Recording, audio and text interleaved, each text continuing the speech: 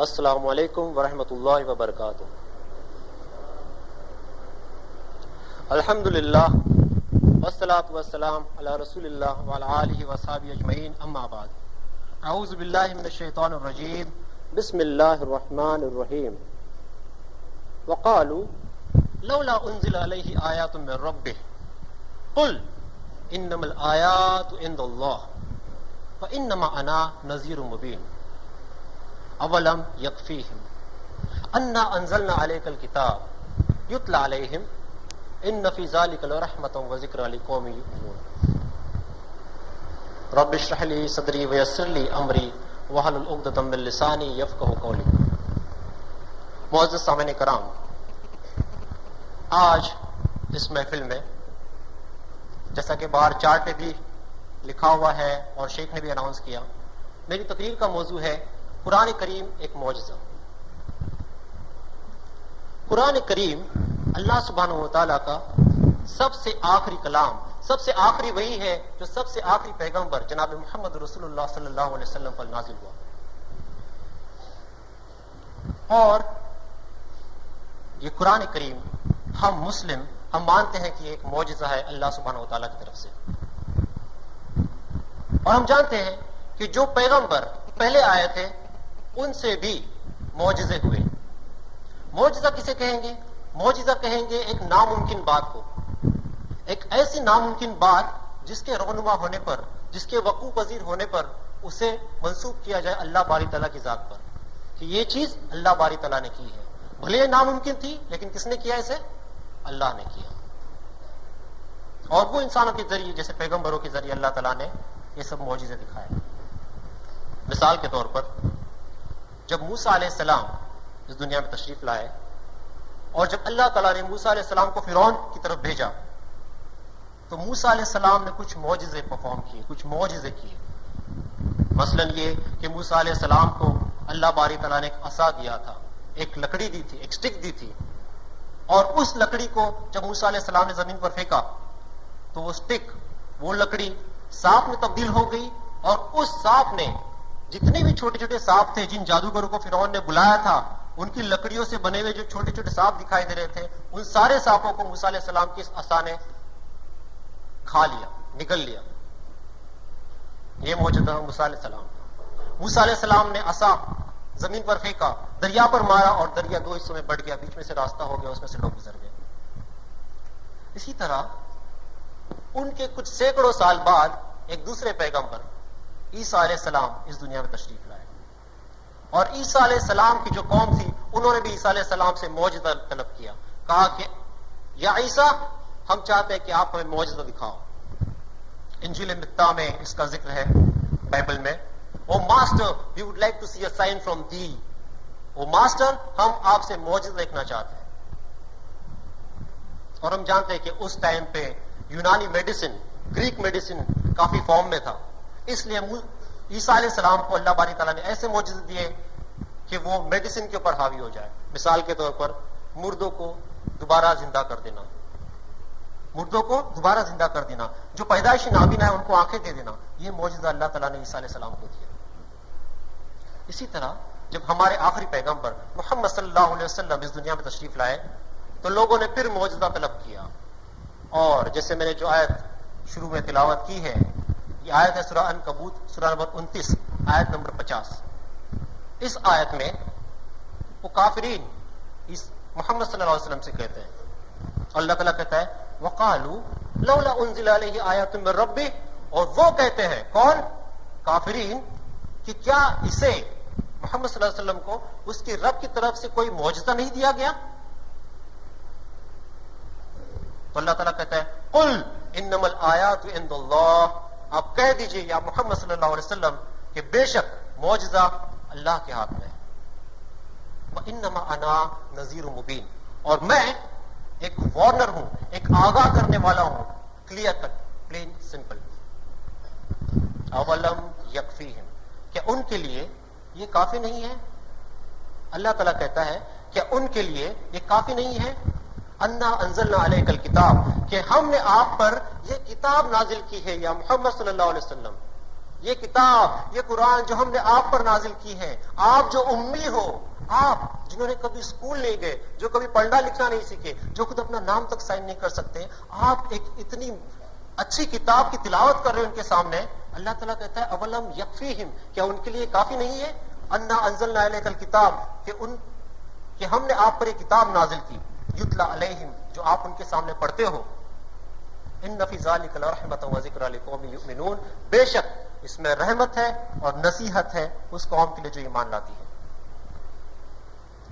ہم جانتے ہیں کہ بے شک محمد صلی اللہ علیہ وسلم نے کئی معجزے کیے، اور بلکہ پوری کتاب ہے اس کے اوپر معجزات نبوی صفی الرحمان مبارک پوری کی لکھی ہوئی، جس کے اندر ہمیں کئی معجزے ملیں گے محمد صلی اللہ علیہ وسلم کے کیے ہوئے. لیکن یہاں جب کافرین ڈیمانڈ کر رہے ہیں، معجزے طلب کر رہے ہیں، تو اللہ تعالیٰ کہہ رہا ہے کہ آپ ان سے کہیے کہ یہ قرآن آپ کے لیے کافی ہے. اور ہم مسلم الحمدللہ اس بات کو مانتے ہیں کہ قرآن اللہ باری تعالیٰ کی طرف سے ہمارے لیے ایک معجزہ ہے. لیکن غیر مسلمین کہتے ہیں کہ یہ قرآن نعوذ باللہ محمد صلی اللہ علیہ وسلم نے گڑھ لیا ہے، اس کو لکھ لیا ہے، کہیں سے نقل کر لیا ہے. اور اللہ تعالیٰ کہتا ہے سورہ عنکبوت سورہ نمبر 29 آیت نمبر 48 میں وما تتلو من قبل من کتاب، کہ اس کتاب سے پہلے آپ نے کبھی کوئی کتاب نہیں پڑھی، ولا تخطہ بیمینک، اور نہ ہی آپ نے اپنے ہاتھ سے کوئی کتاب لکھی، اذا لارتاب المبطلون، کہ یہ باطل پرست لوگ کہیں شبہ میں مبتلا ہو جاتے ہیں. مطلب یہ کہ محمد صلی اللہ علیہ وسلم چونکہ پڑھے لکھے نہیں تھے، اور اللہ تعالیٰ نے یہ اتنی اچھی کتاب، یہ اتنی معتبر کتاب ایک ایسے شخص پر نازل کی جو پڑھا لکھا نہیں ہے، کیا یہ ثبوت کافی نہیں ہے؟ کیا یہ ثبوت کافی نہیں ہے؟ یہ بچہ جو ہے آپ کے سامنے پلا بڑا، یہ بچہ 40 سال کی عمر تک آپ کے سامنے تھا، بچہ ہوا، جوان ہوا، آپ نے اس کو الامین کہا، آپ نے اس کو الامین کا خطاب دیا، آپ اس کے اوپر اتنا اعتبار کرتے تھے. آپ جانتے تھے کہ آپ کے سامنے یہ شخص نہ کبھی اسکول گیا، اپنا نام تک لکھنا نہیں جانتا، اور آپ کہتے ہو کہ اس شخص نے کہیں سے گڑھ لیا ہے. تو آئیے دیکھتے ہیں کیا قرآن، جیسا کہ غیر مسلمین کہتے ہیں کہ یہ محمد صلی اللہ علیہ وسلم نے گڑھ لیا ہے. اللہ باری تعالیٰ کلام پاک میں کچھ چیلنجز انسانوں کے سامنے پیش کرتا ہے. مثلاً جیسے جو سائنٹسٹ ہیں، وہ لوگ جب کوئی تھیری لے کے مارکیٹ میں آتے تھے تو تب تک دوسرے سائنٹسٹ اس کی بات کو سننے کے لیے تیار نہیں ہوتے تھے جب تک وہ کہتے تھے کہ آپ کوئی ایسی چیز پیش کرو جو آپ کی بات کو غلط ثابت کر سکے. مثال کے طور پر آئنسٹائن جو کافی فیمس سائنٹسٹ ہو گزرا ہے، آئنسٹائن نے کچھ کنسپٹ لے کر جب وہ لوگوں کے سامنے آیا تو سائنٹسٹ لوگ اتنے بزی تھے، انہوں نے کہا کہ ہم آپ کی بات تب تک نہیں سنیں گے جب تک آپ کے پاس کوئی ایسا طریقہ نہ ہو کہ آپ کے تھیوری کو غلط ثابت کر سکو، اور ہم اس طریقے کو اپنا کر، اس طریقے کو آزما کر آپ کی تھیوری کو پرکھیں گے کہ وہ کتنی صحیح ہے، اس کے بعد فیصلہ صادر کریں گے کہ آپ کی تھیوری صحیح ہے یا غلط ہے. جب تک آپ کے پاس ایسی کوئی چیز نہیں ہے اب ہمارے پاس مت لے آؤ.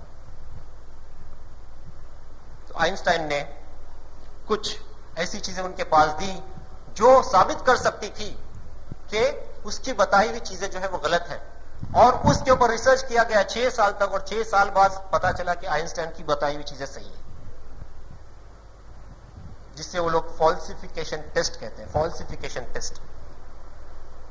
اور اللہ باری تعالیٰ کلام پاک میں کچھ فالسیفیکیشن ٹیسٹ انسانوں کے لیے بھی پیش کرتا ہے. اگر آپ کو ڈاؤٹ ہے، اگر آپ کو شبہ ہے اس قرآن کے اوپر، تو آؤ آپ اس ٹیسٹ کو آزما لو قرآن کے اوپر اور ثابت کر لو کہ قرآن اللہ کا کلام نہیں ہے. کچھ ٹیسٹ اللہ باری تعالیٰ نے ان لوگوں کے لیے رکھے تھے جو لوگ ہو گزرے محمد صلی اللہ علیہ وسلم کے ٹائم پہ. مثال کے طور پر اللہ تعالیٰ کہتا ہے سورہ بنی اسرائیل سورہ نمبر 17 آیت نمبر 88 میں قل لئن اجتمعت الانس والجن الا ان یاتوا بمثل هذا القرآن لا یاتون بمثله ولو کان بعضهم لبعض ظہیرا، کہ کہہ دیجئے کہ کل انسان اور جنات اگر مل کر اس قرآن کے مثل کوئی کتاب لانا چاہیں، اس قرآن کے مثل، اس قرآن کے جیسی کوئی کتاب لانا چاہے تو وہ نہیں لا سکتے، بھلے وہ اس کام کے لیے ایک دوسرے کی مدد کرنے کے لیے کیوں نہ اکٹھا ہو جائیں. تو یہ چیلنج اللہ تعالیٰ نے رکھا، یہ ہر طرح کے انسان کے لیے، آج کے انسان کے لیے بھی اور پچھلے ٹائم کے انسان کے لیے بھی، اسپیشلی ان کے لیے جو عربی دان ہیں، عرب ہیں، جن کے درمیان اس قرآن کو نازل کیا گیا، یہ ان کی اپنی زبان ہے. تو اللہ تعالیٰ کہتا ہے کہ آپ اس قرآن کے مثل کوئی کتاب پیش کر کے دکھا دو، تو ثابت ہو جائے کہ یہ قرآن اللہ کی طرف سے نہیں ہے۔ اور اس زمانے سے لے کر کے آج تک لوگوں نے کوششیں کی کہ قرآن کی جیسی کوئی کتاب لکھ لے اور لوگوں کے سامنے پیش کیے، لیکن آج تک ان کے جو کام کیے ہوئے ابھی بھی رکھے ہوئے کچھ مذاق بن گئے، وہ لوگ مذاق بن گئے۔ اللہ تعالیٰ نے اس چیلنج کو تھوڑا اور آسان کر دیا۔ اللہ تعالیٰ نے سورہ ہود کی آیت نمبر 13 میں اس چیلنج کو اور آسان کر دیا۔ اچھا آپ کہتے ہو کہ محمد صلی اللہ علیہ وسلم نے اس کو گڑھ لیا ہے، ام یقولون افترا، کہ آپ کہتے ہو کہ محمد صلی اللہ علیہ وسلم نے اس کو گڑھ لیا ہے، تو آپ اس جیسی 10 گڑھی ہوئی آیتیں لے آئیں۔ آپ پورا قرآن نہیں لا سکتے ہو، آپ 10 آیتیں لے کر آ جاؤ، آپ کے لیے میں نے کنسیشن دے دیا۔ اللہ تعالیٰ کہتا ہے ڈسکاؤنٹ، پورا قرآن نہیں لیکن قرآن کی صورتوں کی جیسی 10 صورتیں لے آؤ تو ہم مان لیں گے اور آپ کا جو دعویٰ ہے اس کو صحیح ثابت کر دیں گے۔ پھر اللہ تعالیٰ نے دیکھا کہ نہیں، انسان اس لائق بھی نہیں ہے، تو اللہ تعالیٰ نے اسے مزید تخفیف کر لی، مزید کنسیشن دے دیا، اور اللہ تعالیٰ نے سورہ بقرہ سورہ نمبر 2 آیت نمبر 23 اور 24 میں اللہ تعالیٰ نے کہا، اور آپ کو اگر شبہ ہے اس پر جو ہم نے ہمارے بندے پر نازل کیا ہے، تو آپ اس قرآن کی سورت کے مثل ایک سورت لے آؤ، صرف ایک۔ کتنی صورتیں؟ صرف ایک۔ فَإِن لَمْ تَفْعَلُوا، لیکن آپ اگر نہیں لا سکے، وَلَن تَفْعَلُوا، اور آپ قیامت تک نہیں لا سکتے ہو، تو اللہ سے ڈرو، اللہ سے ڈرو، کیونکہ اللہ نے آپ کے لیے جہنم بنا کے رکھی ہے جس کا ایندھن انسان اور پتھر ہے۔ آج تک لوگوں نے کوششیں کی، کافی سارے ریکارڈز ابھی تک پڑے ہوئے ہیں، کوئی بھی قرآن کا جو معیار ہے اس معیار پہ اتر نہیں پایا، اور آج تک کوئی اس طرح کی کوئی چیز پیش نہیں کر پایا۔ اللہ تعالیٰ نے اس زمانے کی یہودیوں کے اوپر ایک چیلنج رکھ دیا تھا۔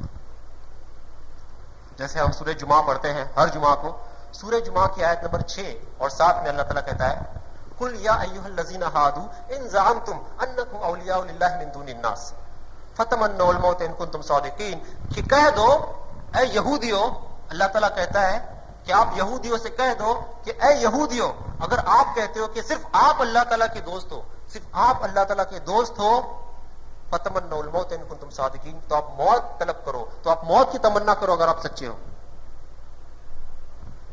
یہودیوں کو اللہ تعالیٰ نے چیلنج رکھ دیا کہ آپ یہ کہتے ہو کہ آپ سچے ہو، اور سورہ بقرہ سورہ نمبر 2 آیت نمبر 94 اور 95 میں بھی اس کا ذکر ہے کہ اگر آپ اس بات کا دعویٰ کرتے ہو کہ صرف آپ جنت میں جاؤ گے اور باقی کوئی نہیں جائے گا، تو آپ موت کی تمنا کرو۔ اسے مباہلہ کہتے ہیں۔ جیسا یہ کہ اللہ تعالیٰ کی بارگاہ میں دونوں جو ہے پارٹیز کھڑی ہو کر کے یہ کہیں کہ یا اللہ اگر میں غلط ہوں تو مجھ کو موت دے دے، اور اگر وہ غلط ہے تو اس کو موت دے دے۔ اور اللہ تعالیٰ نے کہا کہ وہ لوگ، وہ یہودی کبھی بھی موت کی طلب نہیں کریں گے، کیونکہ وہ جانتے ہیں ان کے کرتوتوں کو، وہ ان کی کرتوتوں کو جانتے ہیں، اور اس سے ڈر کر وہ کبھی موت طلب نہیں کریں گے، بلکہ ان میں سے ہر ایک چاہتا ہے کہ وہ ہزار ہزار سال کی زندگی جیے۔ تو یہ چیلنج یہودی کے سامنے اوپن تھا۔ اس وقت وہ دشمن تھے اسلام کے، محمد صلی اللہ علیہ وسلم کے دشمن تھے، ان کو کیا کرنا تھا؟ ان کو کیا کرنا تھا؟ صرف آگے بڑھ کے یہ کہنا ہے چلو میں موت طلب کرتا ہوں، میں موت طلب کرتا ہوں، اور ان کی بات ثابت ہو جاتی کہ قرآن اللہ کا کلام نہیں ہے، نعوذ باللہ۔ لیکن انہوں نے یہ نہیں کیا، اور اللہ تعالیٰ آج کے لوگوں کے لیے چیلنج رکھتا ہے۔ سورہ نساء سورہ نمبر 4 آیت نمبر 82 میں اللہ تعالیٰ کہتا ہے، افلا یتدبرون القرآن ولو کان من عند غیر اللہ لوجدوا فیہ اختلافا کثیرا، کیا آپ قرآن پہ تدبر نہیں کرتے؟ کیا قرآن پہ غور و فکر نہیں کرتے؟ اگر یہ اللہ کے علاوہ کسی اور کی طرف سے ہوتا تو بے شک اس میں کئی اختلاف ہوتے ہیں، کئی غلطیاں ہوتی۔ اللہ تعالیٰ کہتا ہے کہ آپ ثابت کرنا چاہتے ہو کہ اللہ کا کلام نہیں ہے، تو آپ صرف ایک غلطی پیش کرو، دو نہیں، صرف ایک۔ اور یہ چیلنج قیامت تک کے لیے ہے۔ اور لوگ ایڈی چوٹی کا زور لگا رہے ہیں، آپ انٹرنیٹ پہ جائیں گے تو کتنے سارے ویب سائٹس پہ اسلام کے خلاف جتنا مٹیریل ملے گا اتنا اسلام کے فیور میں نہیں ملتا۔ ایڈی چوٹی کا زور، زیادہ تر کیسے رہیں گی مٹیریل اس میں؟ قرآن کی چند آیتیں جسے ہم وہ کہتے ہیں پس منظر سے نکالی ہوئی، بیچ میں سے نکالی ہوئی، آدھی کوٹ کی ہوئی، یہاں پہ آدھی آپ پوری آیت پڑھ جائیں گے تو اس کا جواب وہیں پہ مل جائے گا۔ تو کچھ چیلنجز اللہ باری تعالیٰ نے رکھے لوگوں کے سامنے کہ آپ یہ کرو اور ثابت کر دو کہ اللہ کا کلام نہیں ہے۔ ایک اور چیلنج اللہ نے رکھا تھا اس زمانے کے ٹائم پہ، اللہ تعالیٰ نے جو چیلنج رکھا تھا وہ تھا ابو لہب کے لیے۔ ابو لہب ہم سب جانتے ہیں کہ محمد صلی اللہ علیہ وسلم کا بہت بڑا دشمن تھا، اگر کوئی اجنبی محمد صلی اللہ علیہ وسلم سے ملاقات کرتا تھا اور اس کے بعد محمد صلی اللہ علیہ وسلم چلے جاتے تھے تو وہ ابو لہب اس شخص کو پکڑ کے پوچھتا تھا کیا کہا محمد نے آپ سے؟ کالا کہا؟ نہیں، وہ کالا نہیں، دراصل سفید ہے۔ کیا کہا؟ رات ہے؟ وہ رات نہیں، دراصل دن ہے۔ مطلب یہ کہ جو بھی محمد صلی اللہ علیہ وسلم کہتے اس کے خلاف اس کے الٹ بات کہہ دیتا تھا، نہیں یہ ایسا نہیں ایسا ہے، یہ ایسا نہیں یہ ایسا ہے۔ تو اللہ تعالیٰ نے سورہ لہب سورہ نمبر 111 میں کہہ دیا کہ ابو لہب اور اس کی بیوی جہنم کی آگ میں جلیں گے۔ ابو لہب اور اس کی بیوی اسلام نہیں لائیں گے، جہنم کی آگ میں جلیں گے۔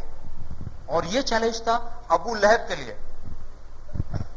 وہ تو چاہتا ہی تھا کہ وہ ثابت کر دے کہ اللہ کا کلام نہیں ہے۔ اس کے لیے کیا کرنا تھا؟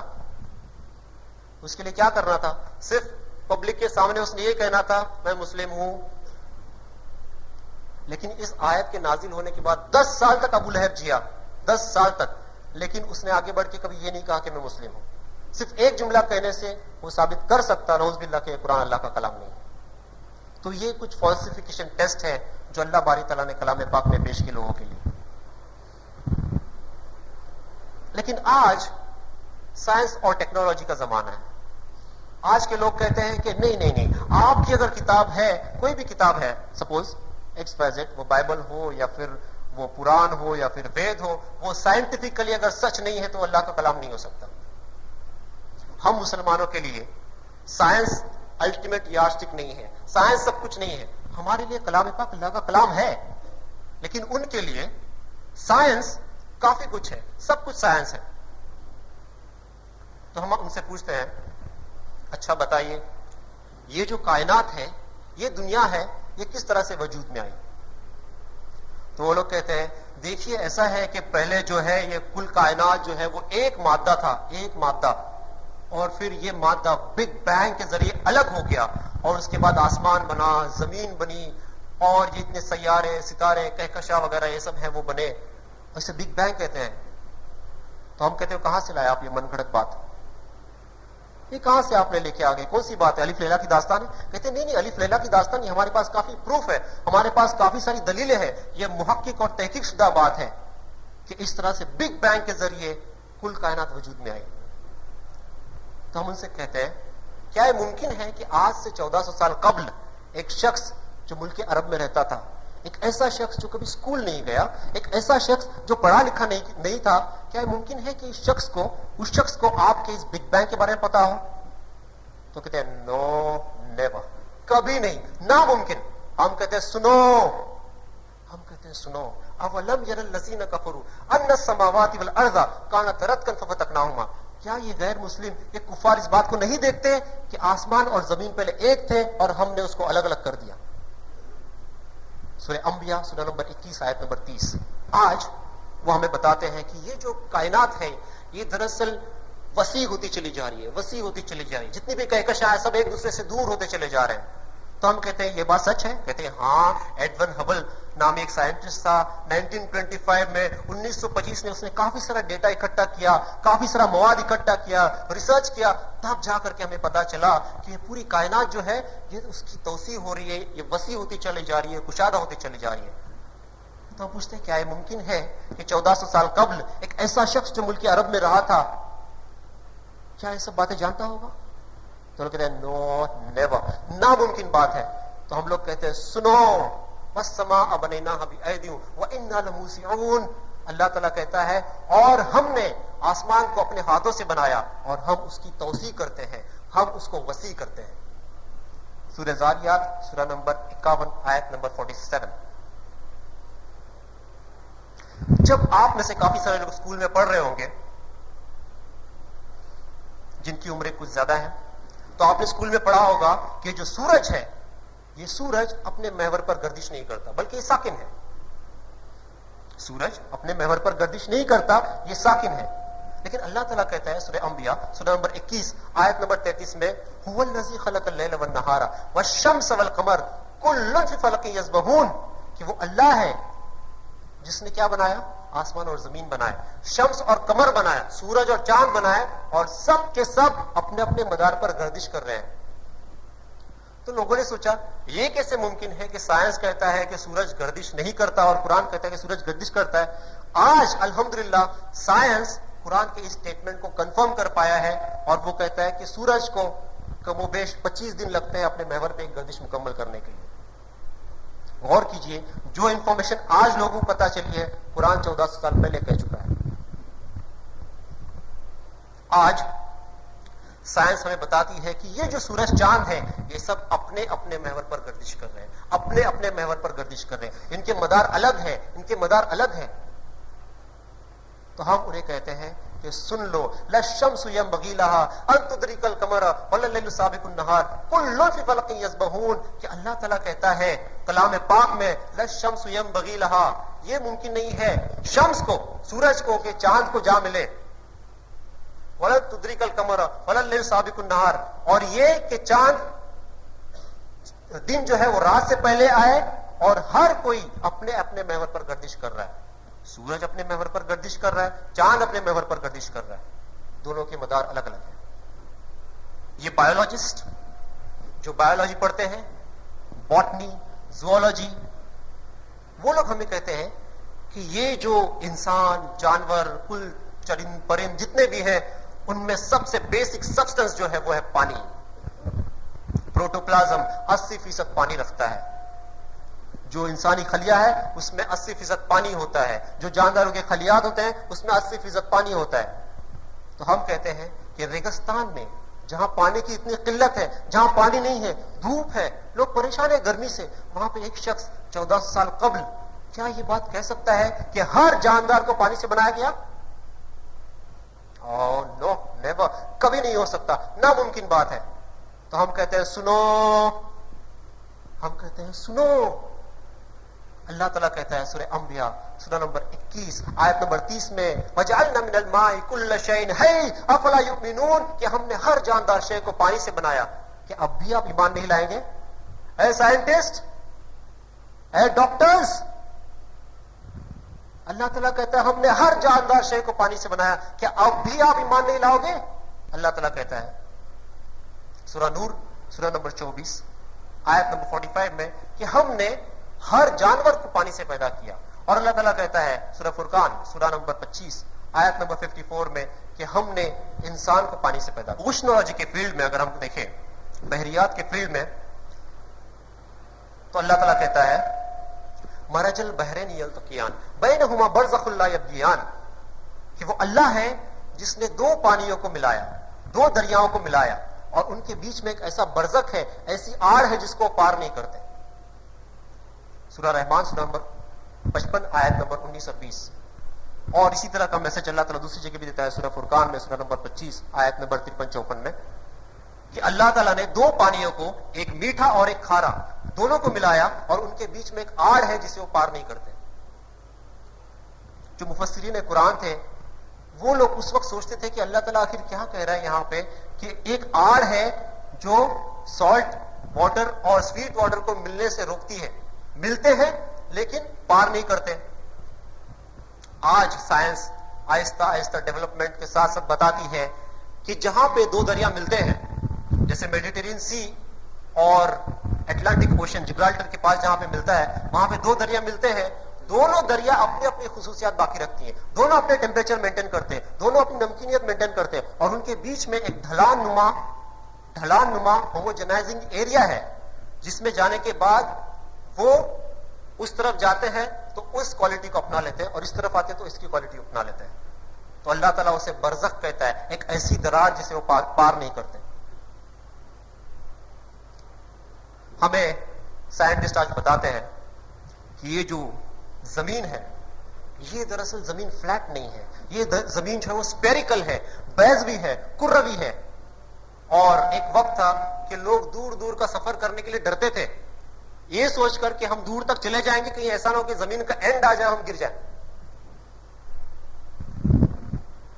پہلا شخص 16ویں صدی میں سر فرانسس ڈریک، وہ شخص تھا جس نے زمین کے اطراف میں سیل کیا پورا، اور پتہ لگایا کہ زمین جو ہے وہ بیضوی ہے.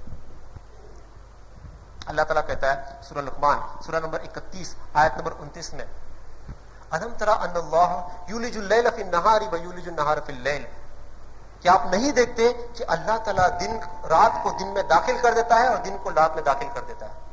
یہ جو پروسیس ہے داخل کرنا، رات کو آہستہ آہستہ بتدریج دن میں داخل کرنا اور دن کو آہستہ آہستہ بتدریج رات میں داخل کرنا، یہ تبھی ممکن ہو سکتا ہے جب زمین فلیٹ نہ ہو بلکہ کروی ہو یا بیضوی ہو. اگر زمین فلیٹ ہوتی تو رات کا دن میں تبدیل ہونا سڈنلی ہو جاتا تھا، رات دن رات دن. لیکن اللہ تعالیٰ بتدریج دن کو رات میں داخل کرتا ہے اور رات کو دن میں داخل کرتا ہے. اور اللہ تعالیٰ کہتا ہے سورہ نازیات سورہ نمبر 79 آیت نمبر 30 میں وَالْأَرْضَ بَعْدَ ذَلِكَ دَحَاهَا، اور ہم نے زمین کو ایک شپ بنایا، بیضوی بنایا. یہ جو عربی لفظ دہا ہے اس کا ایک ٹرانسلیشن ہے کہ ہم نے اس کو بچھا دیا. دوسرا ٹرانسلیشن یہ بھی ہے اس کا کہ وہ ایک شپ ہے اور یہ کسی عام انڈے کی طرف اشارہ نہیں کرتا بلکہ شتر مرغ کے انڈے کی طرف اشارہ کرتا ہے. کہ عربی میں شتر مرغ کے انڈے کو دوہیا کہتے ہیں، کہ اسی سے ماخوذ ہے دہاہا.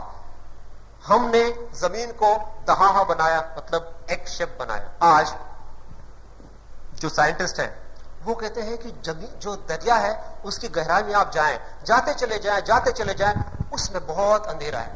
کیوں، کیسے پتا چلا آپ کو؟ تو کہتے ہیں نہیں، ہم نے بہت سارے آلات لگائے، آکسیجن لگایا، اور اس کے بعد آکسیجن نہیں دراصل وہ کمپریسڈ ایئر ہے، ہوا لگائی، بوٹل لگائے، اور تب ہم گہرائی میں گئے تو ہمیں پتا چلا کہ اندر جو ہے گہرا اندھیرا ہے. اللہ تعالیٰ کہتا ہے سورہ نور سورہ نمبر 24 آیت نمبر 40 میں کہ کافروں کی حالت ایسی ہے جیسے دریا کی گہرائی میں، سمندر کی گہرائی میں بالکل اندھیرا ہو. گہرے سمندر کی تہ میں جس طرح سے اندھیرا ہوتا ہے اس طرح سے حالت ہے کافروں کی. اور پہ در پہ اندھیرا ہے، اوپر بادل ہے، اتنا اندھیرا ہے کہ انسان اگر اپنا ہاتھ بھی پھیلائے تو وہ اسے دکھائی نہیں دے سکتا. آج جب ہم سائنٹسٹ سے پوچھتے ہیں، مثلا پروفیسر درگا راؤ جو ایک کافی مشہور سائنٹسٹ ہے اوشنولوجی کی فیلڈ میں، بحریات کی فیلڈ میں، جب پروفیسر درگا راؤ سے کچھ لوگوں نے کہا کہ اس کے اوپر آپ کمنٹ کریں، بتائیں کہ قرآن کیا ہے جو کہتی ہے، اس کے بارے میں آپ کا کیا خیال ہے، تو کہتے ہیں کہ یہ جو چیز ہے یہ تو ابھی کچھ سال پہلے ہمیں پتا چلی ہے. کچھ سال پہلے ہم آلات کا استعمال کرتے ہوئے اس تہ تک جا پہنچے ہیں یا جا پائے ہیں، تب جا کر کے ہمیں پتا چلا ہے کہ دریا کی گہرائی میں جو ہے اندھیرا ہوتا ہے. یہ کیسے ممکن ہے کہ یہ چیز 14 سال قبل کہی گئی، اور وہ بھی ایک ایسے شخص نے جو ریگستان میں رہتا تھا. تو اس نے کہا کہ ہو نہ ہو یہ اللہ ہی کا کلام ہو سکتا ہے. الحمدللہ. ایک فیلڈ ہے جسے ہم ایمبریولوجی کہتے ہیں. ایمبریولوجی مطلب بطنیات کے تعلق سے، ماں کے پیٹ میں بچہ کس طرح سے پرورش پاتا ہے اس کے تعلق سے جو اسٹڈی ہوتی ہے اسے ایمبریولوجی کہتے ہیں. کچھ عرب مسلمز تھے، انہوں نے ایمبریولوجی سے متعلق جو بھی ڈیٹا، جو بھی انفارمیشن قرآن موجود تھی اس کو جمع کیا، اور اللہ تعالیٰ جیسے کہتا ہے سورہ الانبیاء کی آیت نمبر 7 میں فَاسْأَلُوا أَهْلَ الذِّكْرِ إِن كُنتُمْ لَا تَعْلَمُونَ، کہ اگر آپ کو کسی چیز کا علم نہ ہو تو آپ اس سے پوچھو، جانتے ہیں. تو یہ انفارمیشن انہوں نے پروفیسر کیتھ مور کے سامنے پیش کیا. پروفیسر کیتھ مور آج کی تاریخ میں ایناٹومی کے اور ایمبریولوجی کے بہت بڑے سائنٹسٹ ہیں. ٹورنٹو میں جو انسٹیٹیوٹ ہے اس میں بہت بڑے سائنٹسٹ ہیں. تو انہوں نے کہا کہ آپ اس کے بارے میں کیا کہتے ہیں؟ تو پروفیسر کیتھ مور نے ساری اسٹڈی کی اور کہا کہ کافی سارے آیات اس کے اندر ایسے ہیں جن کے بارے میں ہم کہہ سکتے ہیں کہ وہ ہو نہ ہو بہو بالکل صحیح ہے، لیکن چند آیتیں ایسی ہیں جن کے بارے میں کہہ نہیں سکتا کہ یہ صحیح ہے، لیکن میں یہ بھی نہیں کہہ سکتا کہ یہ غلط ہے کیونکہ میں خود بھی نہیں جانتا اس کے بارے میں. اور اس میں سے ایک آیت تھی کہ آیت ہے سورہ علق سورہ نمبر 96 آیت نمبر 1 اور 2، جس کے اندر اللہ تعالیٰ کہتا ہے اقرأ بسم ربک الذی خلق خلق الانسان من علق، کہ پڑھو اپنے رب کے نام سے جس نے پیدا کیا انسان کو علق سے. علقہ، یہ عربی لفظ علقہ، اس کے 3 مطلب ہیں، اور مفسرین نے اور ٹرانسلیٹرز نے اس کے تینوں مطلب لکھے ہیں. کافی سارے ٹرانسلیشنز میں کچھ کم ہے، کافی سارے ٹرانسلیشنز میں زیادہ ہیں. ایک اس کا مطلب ہوتا ہے خون کا لوتھڑا، خون یا پھر جمع ہوا خون.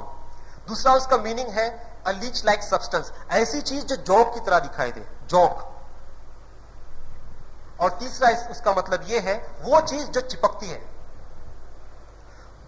تو پروفیسر کیتھ مور نے کہا کہ میں نہیں جانتا کہ یہ جو قرآن کی آیت کہتی ہے کہ جو ایمبریو ہے انسان ماں کے پیٹ میں جو بچے کا وہ سٹیج ہے وہ واقعی میں جو کی طرح دکھتا ہے یا نہیں دکھتا. تو اس نے ایک کافی پاورفل مائکروسکوپ لیا، خوردبین لیا، اور اس نے اس سٹیج کا مشاہدہ کیا اس کے اندر، اور اسے حیرت ہوئی یہ جان کر کہ یہ ہو بہو جوک کی طرح دکھتا ہے. تو ان کے جو کالج ہے جہاں پہ ایناٹومی کا کالج, وہاں پہ ایک دوسرے پروفیسر تھے. انہوں نے کہا کہ کیا ممکن نہیں ہے کہ اس ٹائم پہ کسی نے انسان کا جو ہے ماں کا پیٹ پھاڑ کے اس میں سے چھوٹا بچہ نکال کے دیکھ لیا ہو؟ وہ بھی کرسچن, یہ بھی کرسچن. تو پروفیسر کیتھ مور سے کہتے ہیں یہ کیسے ممکن ہو سکتا ہے؟ جو بھی سٹیجز قرآن اللہ تعالیٰ ذکر کر رہا ہے قرآن میں, وہ سٹیجز بغیر خوردبین کے دیکھے نہیں جا سکتے. اور خوردبین تو ابھی 200 سال پہلے آئی ہے, 14 سال پہلے کہاں سے یہ بات پتا چل؟ یا پھر آپ یہ کہنا چاہتے ہو کہ ہاں اس ٹائم پہ ہو سکتا ہے کچھ لوگوں نے چوری چپ کے خوردبین بنا لی ہو اور چپکے سے کہیں پہ رکھ لی ہو, اور اس کے بعد میں چپکے سے اس کا مشاہدہ کر کے پھر اس کو ضائع کر دیا اور کہیں سے توڑ پھوڑ کے رکھ دیا اور آج تک کسی کو پتا نہ چلے؟ پروفیسر کیتھ مور نے کہا کہ مجھے اس بات کو ماننے میں کوئی انکار نہیں ہے کہ ہو نہ ہو یہ اللہ ہی کا کلام ہو سکتا ہے. اور کچھ سٹیجز دیے ہوئے ہیں اللہ تعالیٰ نے کلام پاک میں, ایمبریولوجیکل سٹیجز. سورہ مومنون سورہ نمبر 30 آیت نمبر 12 سے 14 تک اللہ تعالیٰ کہتا ہے کہ اللہ تعالیٰ نے انسان کو لقد خلقنا الانسان من سلالۃ من طین, کہ میں نے انسان کو اللہ تعالیٰ کہتا ہے مٹی سے بنایا, صاف مٹی سے. ثم جعلناہ نطفۃ فی قرار مکین, اور ہم نے نطفے کو قرار مکین میں رکھ دیا, ایک محفوظ جگہ پر رکھ دیا. قرار مکین ایک محفوظ مقام پر, ایک محفوظ مکان میں رکھ دیا. ثم خلقنا النطفۃ علقہ, اور ہم نے اس نطفے کو علقے میں تبدیل کر دیا. فخلقنا العلقۃ مضغہ, اور ہم نے اس علقہ کو مضغہ میں تبدیل کر دیا. فخلقنا المضغۃ عظاما, اور اس مضغہ کو ہم نے ہڈیوں میں تبدیل کر دیا, عظاموں میں تبدیل کر دیا. اور پھر ہم نے اس کے اوپر لحم چڑھا دیا, گوشت چڑھا دیا, اور اس کے بعد ہم نے اس کو نئی شکل دے دی. فتبارک اللہ احسن الخالقین, تو بہت سی برکت والا ہے اللہ تعالیٰ اور سب سے اچھا پیدا کرنے والا ہے. یہ چند آیتیں ہیں جس میں اللہ تعالیٰ ڈیٹیل میں ایمبریونک سٹیجز 1 2 3 4 پیش کرتا ہے. اللہ تعالیٰ کہتا ہے کہ سب سے پہلے نطفہ تھا, نطفے کو قرار مکین میں رکھ دیا, مطلب ماں کے رحم میں رکھ دیا, اور اس نطفے کو علقہ میں تبدیل کیا. علقہ کہتے ہیں, جیسا میں نے بتا دیا, اس کے 3 میننگز ہیں. ایک تو یہ کہ جون کی شکل کی کوئی چیز, یا پھر جمع ہوا خون, یا پھر ایسی چیز جو چپکتی ہے. پھر اس نطفے کو اپنے مدغے میں تبدیل کر دیا. مدغہ کہتے ہیں لوتھڑے کو جو چبایا جائے. مثال کے طور پر اگر کوئی چو کرتا ہے, چوئنگم اگر چو کرتا ہے تو دانتوں کے جو نشان آتے ہیں, وہ جو چیز چوئنگم جو پہلے ملتا ہے ہم دکان میں, وہ نہیں, چبانے کے بعد اس کی جو صورت ہو جاتی ہے. تو پروفیسر کیتھ مور نے پلاسٹر سیل لے کے اس کے دانتوں کے نیچے چبا کے دیکھا اور دیکھا کہ یہ شکل ہو بہو مدغہ کی صورت سے ملتی ہے. پھر ہم نے مدغہ کو تبدیل کیا. اللہ تعالیٰ کہتا ہے کہ پھر ہم نے مدغہ کو تبدیل کیا عظامہ میں, بونز میں, اور پھر بونز کے اوپر ہڈیوں کے ہم نے لحم چڑھا دیا, گوشت چڑھا دیا. تو پروفیسر کیتھ مور کہتے ہیں کہ آج کل کی جو ماڈرن ایمبریولوجی ہے اس میں سٹیج 1, سٹیج 2, سٹیج 3 اتنا مشکل ہے. الحمدللہ قرآن کے سٹیجز بالکل آسان ہے, بالکل آسان ہے. اور اس کے لیے پروفیسر کیتھ مور نے اپنی کتاب میں تبدیلی کر دی. ڈیولپنگ ہیومن جو کتاب ہے پروفیسر کیتھ مور کی, اس کتاب میں تبدیلی کر کے نئی انفارمیشن جو قرآن میں ملی تھی وہ بھی اس میں ڈال دی. اور پروفیسر کیتھ مور کی کتاب جو میڈیکل کالجز ہیں اس میں ٹیکسٹ بک کے طور پہ پڑھی جاتی ہے. الحمدللہ قرآن کافی کچھ کہتا ہے سائنس کے بارے میں. اللہ تعالیٰ کہتا ہے سورہ قیامہ سورہ نمبر 75 آیت نمبر 3 اور 4 میں, ایحسب الانسان ان لن نجمع عظامہ بلا قادرین علی ان نسوی بنانا. آج یہ جو FBI ہے, جو CBI ہے, جو پولیس ہے, انٹرنیشنل لیول پہ کہیں بھی آپ جائیں تو وہ لوگ انسانوں کو پرکھنے کے لیے اس کی انگلیوں کا چھاپ لیتے ہیں, انگلیوں کا چھاپ لیتے ہیں.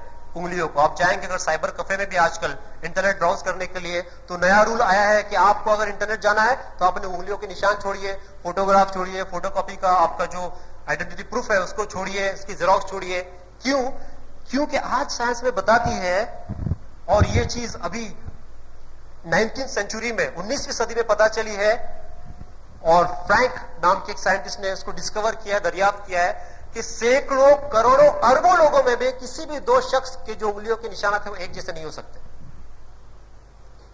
سینکڑوں करोड़ों अरबों लोग, पूरी दुनिया में अगर 2 इंसान आप उठाए, अगर रैंडमली किसी को भी ढूंढ के लाए और उसके उंगलियों के निशाना चेक करेंगे तो वो एक जैसे हो ही नहीं सकते। इसलिए FBI, CBI, पुलिस ये आजकल तहकीक कर करके उंगलियों की निशानात ले रहे हैं। आप यहां पे अंगूठा लगाइए, आप यहां पे अंगूठा लगाइए।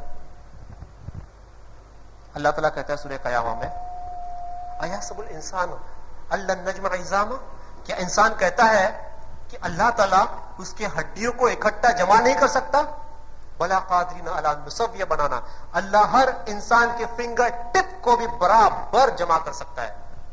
फिंगर टिप, अल्लाह ताला कहता है कि आप हड्डियों की बात करते हो, अल्लाह ताला के लिए हर इंसान की फिंगर टिप जो है उसको भी हूबहू उसी तरह से दोबारा बनाने की अल्लाह ताला ताकत रखता है। अल्हम्दुलिल्लाह। प्रोफेसर तगाता तगाशॉन चैंग माई यूनिवर्सिटी थाईलैंड के प्रोफेसर हैं, जो एनाटॉमी के प्रोफेसर है, साइंटिस्ट है, और वो रिसर्च कर रहे थे पेन रिसेप्टर्स के ऊपर। पेन रिसेप्टर्स मतलब ये कि आज हमें साइंस बताती है कि जो डॉक्टर्स हैं वो अगर कोई शख्स अगर जल गया है तो उसे सुई चुभाते हैं उसके चमड़े में। मसलन अगर यहाँ पे हाथ जल गया है तो सुई लेंगे, सुई चुभा करके चेक करेंगे कि भाई उसको दर्द महसूस हो रहा है या नहीं हो रहा है। अगर दर्द महसूस हो रहा है तो खुशी की बात है, क्योंकि उसके पेन रिसेप्टर्स जो है वो अभी जिंदा है और वो ठीक होने के चांसेस है। लेकिन अगर दर्द महसूस नहीं होता तो गया काम से, उसका हाथ मुकम्मल तौर पर जल गया है। प्रोफेसर तगाता तगाशॉन से कुछ लोगों ने कहा कि कुरान के अंदर एक ऐसी आयत मौजूद है जो इस तरह का जिक्र करती है, और लोगों ने कहा सूरह निसा सूरह नंबर 4 आयत नंबर 56 में अल्लाह ताला कहता है, वो लोग जो हमारी आयतों को झुठलाते हैं, सौफ नुस्लिहिम नारा, हम जल्द ही उनको जहन्नम की आग में डाल देंगे।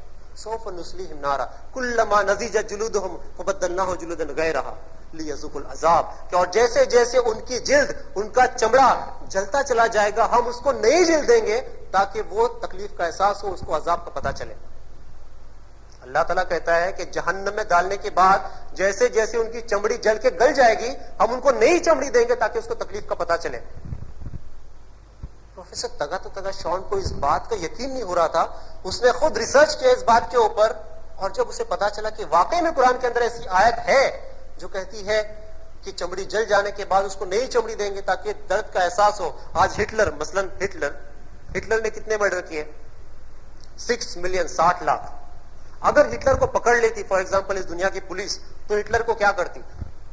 ज्यादा से उसको टॉर्चर करती, उसको एक बार जान से मार देती, दूसरी बार मार पाती? नहीं मार पाती। अल्लाह ताला कहता है कि वो कई बार जला के दोबारा जला सकता है। अगर हिटलर को अल्लाह ताला चाहे तो एक बार जलाने के बाद उसकी चमड़ी को दोबारा नई चमड़ी देकर के जला सकता है, बार बार उसको तकलीफ का एहसास दिला सकता है।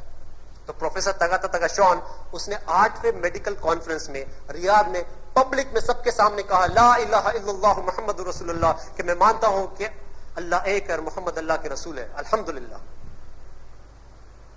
अल्लाह ताला कहता है सूरह आल इमरान सूरह नंबर 3 आयत नंबर 190 में, इन्न फी खल्किस समावाति वल अर्दी व इख्तिलाफिल लैली वन नहारी लआयातिल लिउलिल अलबाब, कि बेशक आसमान और जमीन की तख्लीक में और रात और दिन के तब्दील होने में निशानियां हैं उन लोगों के लिए जो अक्लमंद है। प्रोफेसर तगाता तगाशॉन, उसके लिए सिर्फ एक आयत काफी थी इस्लाम के हक को जानने के लिए, उसने ला इलाहा इल्लल्लाह कह दिया। कुछ लोग ऐसे होते हैं कि जिनको 10 आयतों की जरूरत पड़े, कुछ लोग ऐसे होते हैं जिनको 100 आयतों की जरूरत पड़े, लेकिन कुछ लोग ऐसे भी होते हैं जिनके सामने आप 1000 आयतें भी पेश करेंगे तो वो लोग कभी ला इलाहा इल्लल्लाह नहीं कहते। अल्लाह ताला उनके बारे में कहता है सूरह बकरा सूरह नंबर 2 आयत नंबर 18 में, सुम्मुन बुकमुन उम्युन फहुम ला यरजिऊन, वो बहरे हैं, वो गूंगे हैं, वो अंधे हैं, वो कभी रुजू नहीं करेंगे, वो कभी इस्लाम नहीं लाएंगे। ये कुरान एक मौजज़ा है हिदायत का। हम देखते हैं, अभी हमने देखा कि कुछ तरह से कुरान जो है इल्म फन की बात करता है, और ये इतनी आयतें नहीं है, मैंने सिलेक्ट की हैं वक्त के मुनासबत से, कुछ आयतें ली हैं। ये टॉपिक काफी वास्ट है, काफी बड़ा है। अल्लाह ताला कलाम पाक जो है, दरअसल अल्लाह ताला किताब है, वो हिदायत की भी किताब है, और ये मेन रीजन अल्लाह ताला का कुरान को नाजिल करने का, साइंस हमारे लिए मेयार नहीं है, रुश्द व हिदायत का जरिया है, रुश्द व हिदायत का गहवारा है। अल्लाह ताला कलाम पाक में कई जगह कहता है, जैसे सूरह बकरा सूरह नंबर 2 आयत नंबर 1 और 2 में अल्लाह ताला कहता है, अलिफ लाम मीम ज़ालिकल किताबु ला रैब फीहि हुदल लिल मुत्तकीन, कि बेशक इस किताब के बारे में कोई डाउट नहीं है, कोई शुबा नहीं है, और ये हिदायत किसके लिए? متقیوں کے لیے. اور اللہ تعالیٰ کہتا ہے اس قرآن کے بارے میں کہ کئی جگہ پہ اللہ تعالیٰ کہتا ہے، جیسے سورہ بقرہ سورہ نمبر 2 آیت نمبر 185 اور سورہ ابراہیم سورہ نمبر 14 آیت نمبر 1، سورہ ابراہیم سورہ نمبر 14 آیت نمبر 52 اور سورہ زمر سورہ نمبر 39 آیت نمبر 41 میں اللہ تعالیٰ کہتا ہے کہ یہ کتاب پوری انسانیت کے لیے ہدایت ہے. لیکن آج ہم اس قرآن کو پڑھتے ہیں لیکن سمجھ کر نہیں پڑھنا چاہتے. اور میں یہ نہیں کہتا کہ آپ پڑھو مت اس کو، بغیر سمجھے پڑھنا نہیں چاہیے، بے شک آپ کو ثواب ملے گا، کیونکہ ترمذی کی حدیث ہے، حدیث نمبر 1003، محمد صلی اللہ علیہ وسلم نے کہا کہ آپ لا الہ، آپ الف لام میم پڑھیں گے تو آپ کو 30 ثواب ملے گا. میں یہ نہیں کہتا، آپ نبی کے وسلم نے کہا کہ آپ ایک حرف پڑھیں گے تو آپ کو 10 ثواب ملے گا. اور میں یہ نہیں کہتا کہ الف لام میم ایک حرف ہے، بلکہ الف ایک حرف ہے، لام ایک حرف ہے، میم ایک حرف ہے، آپ کو 10 10 10 30 ثواب مل جائیں گے. الحمدللہ ثواب تو مل گیا، لیکن کیا اتنا ہمارے لیے کافی ہے جنت میں جانے کے لیے کہ ہم قرآن کو صرف پڑھے اس کا ترجمہ نہ پڑھے، اس پہ غور و فکر نہیں کرے؟ کیا اتنا ہر انسان کے لیے کافی ہے جنت میں جانے کے لیے؟ کون ہے جو اس طرح سے سوچتا ہے کہ میرے لیے اتنا ہی کافی ہے، بس میں اتنا ثواب حاصل کر لوں گا جنت میں چلا جاؤں گا؟ یہ جو قرآن ہے اللہ تعالیٰ کا کلام ہے، یہ ایک طرح سے سوال و جواب کی کتاب ہے. اس کے اندر کئی بار قالو، لفظ قالو ملے گا آپ کو، اور وہ کہتے ہیں قل، اور آپ کہہ دیجئے یا محمد صلی اللہ علیہ وسلم. 332 بار لفظ قالو قالو قالو اس میں ہے، اور 332 بار لفظ قل قل قل ہے اس کے اندر کہ آپ کہہ دیجئے. وہ آپ سے پوچھتے ہیں، وہ کہتے ہیں آپ کہہ دیجئے.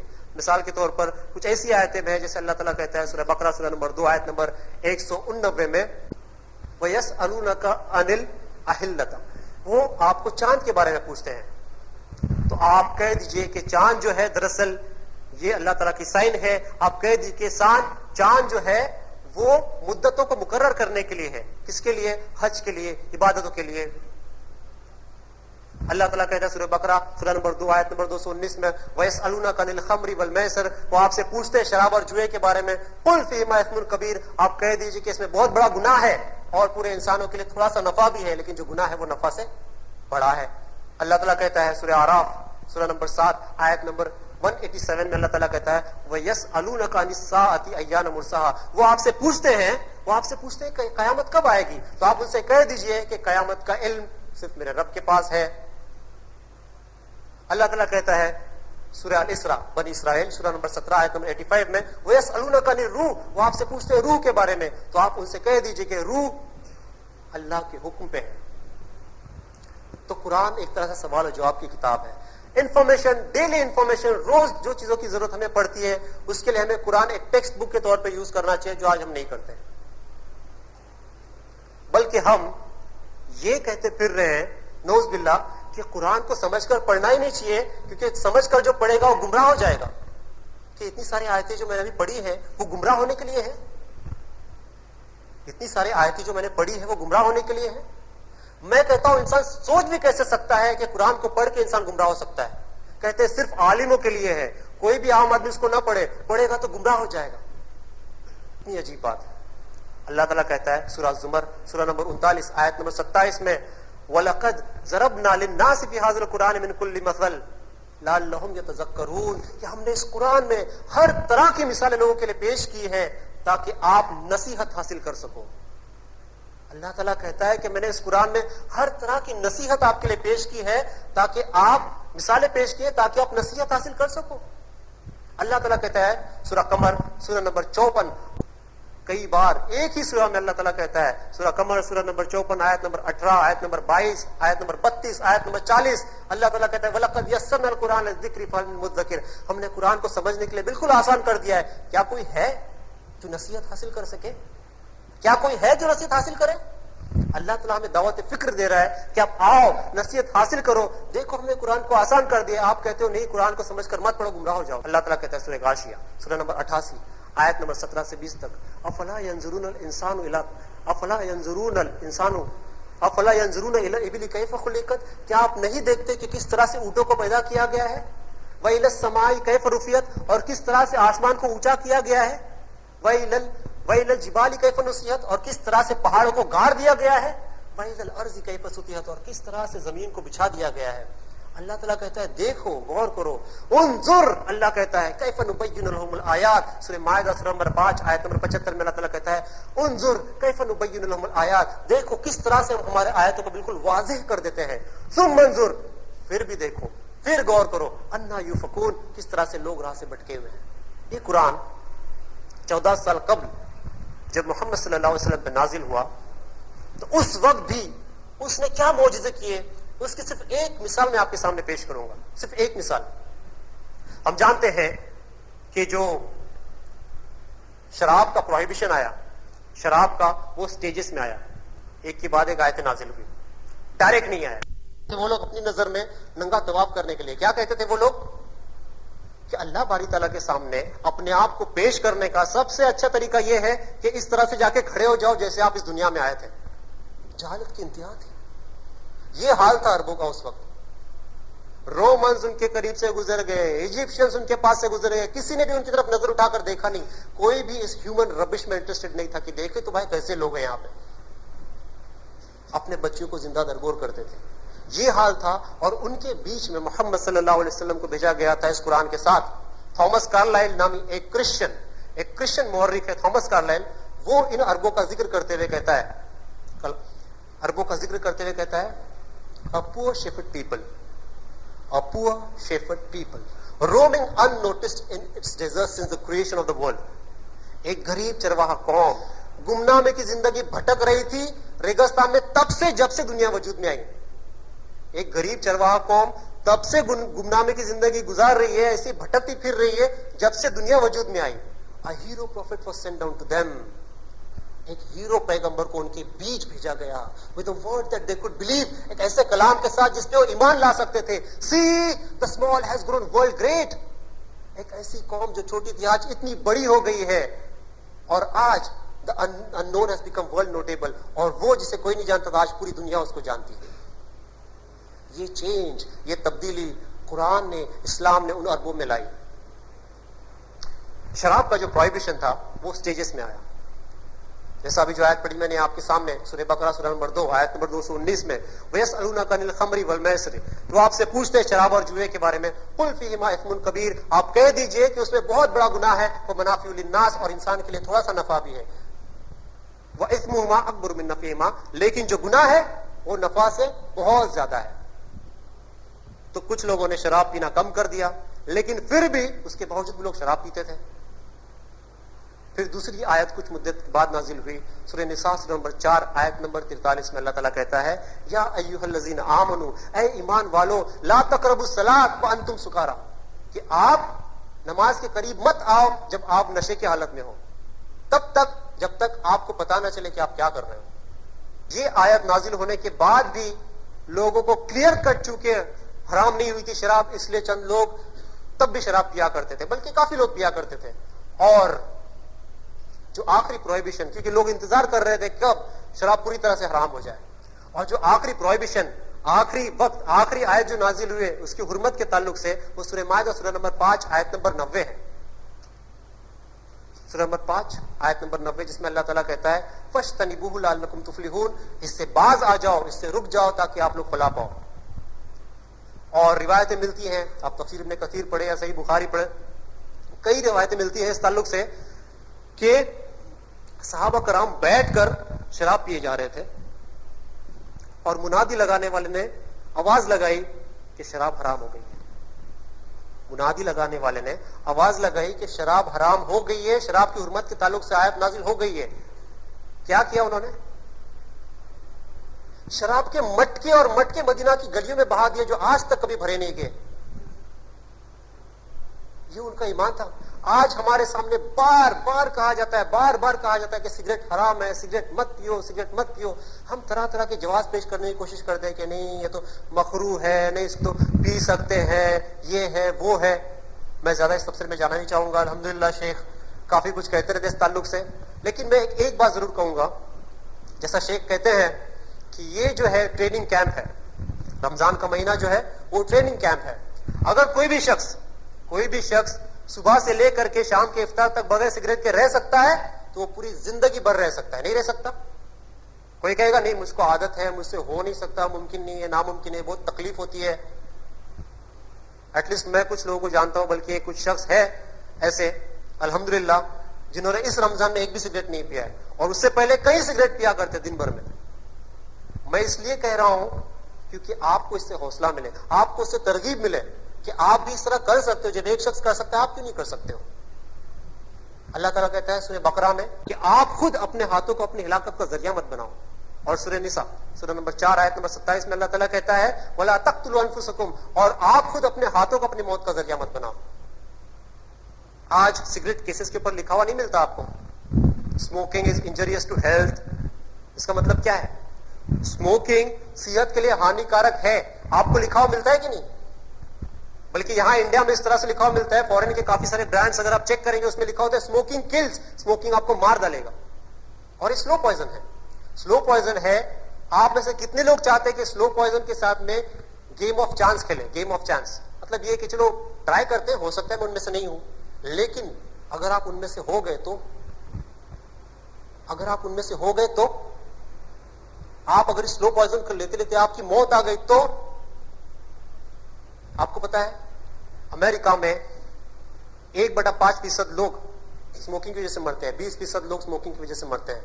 پوری دنیا میں 40 لاکھ پیپل, 40 لاکھ لوگ ہر سال اسموکنگ کی وجہ سے مرتے ہیں. آپ اگر اس کا کیلکولیشن کریں گے تو پر ڈے ہر دن آپ کو 11,000 کے قریب لوگ ملیں گے جو اسموکنگ کی وجہ سے مرتے ہیں, صرف اسموکنگ کی وجہ سے. لنگ کینسر اور پتہ نہیں کتنی ساری بیماریاں, تھروٹ کینسر, لنگ کینسر, یہ کینسر, وہ کینسر. آپ ایک چانس کا گیم کھیل رہے ہو, آپ کوشش کر رہے ہو کہ ہو سکتا ہے میں ان میں سے نہیں ہوں. آپ کیسے کہہ سکتے ہو کہ آپ ان 11,000 لوگوں میں سے نہیں ہو سکتے ہو؟ کوئی کہہ سکتا ہے دعوے کے ساتھ کہ میں ان 11,000 لوگوں میں سے نہیں ہوں؟ کوئی نہیں کہہ سکتا, کوئی نہیں کہہ سکتا, بالکل نہیں کہہ سکتا. یہ تو ایسی مثال ہے نا کہ جیسا سگریٹ کیس پر وارننگ لکھی ہے پھر بھی ہم لوگ وہی کر رہے ہیں. جیسے فار ایگزامپل آپ بائک پہ جا رہے ہو اور ایک چوراہا آ گیا, چوراہا جہاں سے ایک راستہ آگے گیا ہے, ایک لیفٹ گیا ہے, اس چوراہے پہ جانے کے بعد میں ایک بورڈ لگا ہے کہ آپ سیدھے مت جائیے, ڈینجر ہے, وہاں پہ خطرہ ہے, آپ لیفٹ سے جائیے. تو آپ کیا کریں گے؟ کیا کریں گے؟ لیفٹ سے جائیں گے. کیوں؟ کیونکہ آگے خطرہ ہے, بورڈ لگا ہے. عقل مندی کا تقاضا یہی ہے کہ انسان سیدھا نہ جائے کیونکہ بورڈ لگا ہے. آپ تھوڑا گھوم کے جائیے, آپ اس راستے سے مل سکتے ہو جا کر کے, سمپل. آپ اگر سیکنڈ فلور سے کودیں گے, سیکنڈ فلور سے آپ کودیں گے, ممکن ہے آپ بچ جائیں, ہے نا, ممکن ہے آپ بچ جائیں, لیکن آپ کودیں گے. آپ یہ نہیں چل میں گیم آف چانس کھیلتا ہوں, میں ٹرائی کرتا ہوں, میں ہو سکتا ہے نہیں گروں, میں ہو سکتا ہے نہیں مروں, ہو سکتا ہے صرف ہڈیاں ٹوٹ جائے, لیکن اب مر گئے تو کیا ہوگا؟ وہ خودکشی ہوگی, رائٹ. آپ سگریٹ پیے جا رہے ہو اس چانس کے ساتھ کہ ہو سکتا ہے کہ میں ان میں سے نہیں ہوں جو اس طرح سگریٹ کی وجہ سے مرتے ہیں, تو آپ ایک گیم آف چانس کھیل رہے ہیں, ہو سکتا ہے کہ ہم ان میں سے ہو کسی دن. اللہ تعالیٰ ہمیں اس سگریٹ جیسی بیماری سے بچائے. آپ دیکھیں گے آج ہم بلیم کر سکتے ہیں میڈیا کو کافی حد تک. ہم کہیں گے کہ میڈیا نے بہت زیادہ ظلم کیا ہے, میڈیا تو مسلمانوں کے بارے میں لکھتے رہتی ہے, مسلمانوں کو بہت بدنام کر کے چھوڑا ہے. اور کافی حد تک یہ بات صحیح بھی ہے, میڈیا نے کافی رول نبھایا ہے مسلمانوں کو بدنام کرنے میں, لیکن ہم مسلمانوں نے بھی خاطر خواہ اس میں کنٹریبیوٹ کیا ہے. ہم نے بھی کافی حد تک میڈیا کا ساتھ دیا ہے. کیسے؟ آج مسلمانوں کے حالات دیکھو آپ, مسلمانوں کے کانوں پہ جو تک نہیں رہتی اگر محمد صلی اللہ علیہ وسلم کو کوئی نعوذ باللہ ٹیررسٹ کہہ دے. مسلمانوں کے کانوں پہ جو تک نہیں رہتی اگر نعوذ باللہ کوئی مسلمانوں کو یہ کہے کہ ارے بھائی آپ لوگ تو 4 شادی کرتے ہو, آپ کیسے لوگ ہو, ارے آپ لوگ تلوار کے زور پہ اسلام کو پھیلا دیا, ارے آپ لوگ تو every Muslim is not a terrorist but every terrorist is a Muslim. سارے مسلم ٹیررسٹ نہیں ہے, لیکن جتنے بھی دنیا میں ٹیررسٹ ہیں سب مسلم ہی ہیں. ہمارا ریئیکشن کیا ہے؟ ہم منہ کھولنے کی ہمت نہیں رکھتے, ہم منہ کھولنے کی ہمت نہیں رکھتے, بلکہ کہیں مجلس میں اگر اس طرح کی باتیں ہو رہی ہیں, سپوز کوئی اس طرح کی باتیں کر رہا ہے تو ہم چپ چاپ اٹھ کے نکل جاتے ہیں وہاں سے. ہم بتانا بھی نہیں چاہتے کہ ہم مسلم ہیں. ہمارے نام رہیں گے فار ایگزامپل عبد الرحمان دیشمکھ, تو ہمارے نام ہو جائیں گے A R Deshmukh. A R Deshmukh, Deshmukh surname کافی کامن ہے, ہندو میں مسلم میں بھی ہے. دیشمکھ, نائک, پٹیل, کالسیکر, اس طرح کے جو سرنیم ہوتے ہیں لوگ اپنی آئیڈینٹی چھپانے کے لیے کہ میں مسلم ہوں, لوگ اپنے ناموں کو بھی تبدیل کر دیتے ہیں. جیسے یہاں پہ لیکن یورپین کنٹریز میں فار ایگزامپل آپ جائے تو چونکہ اٹیک میڈیا کافی کرتا ہے, تو بلال ہوگا تو بلی کہلائے گا, ہے بلی. سمی ہوگا تو سیم کہلائے گا. نام تبدیل کرتے ہیں لوگ اپنا. کیوں؟ کیونکہ ہم میں ایک طرح کی احساس کمتری ہے.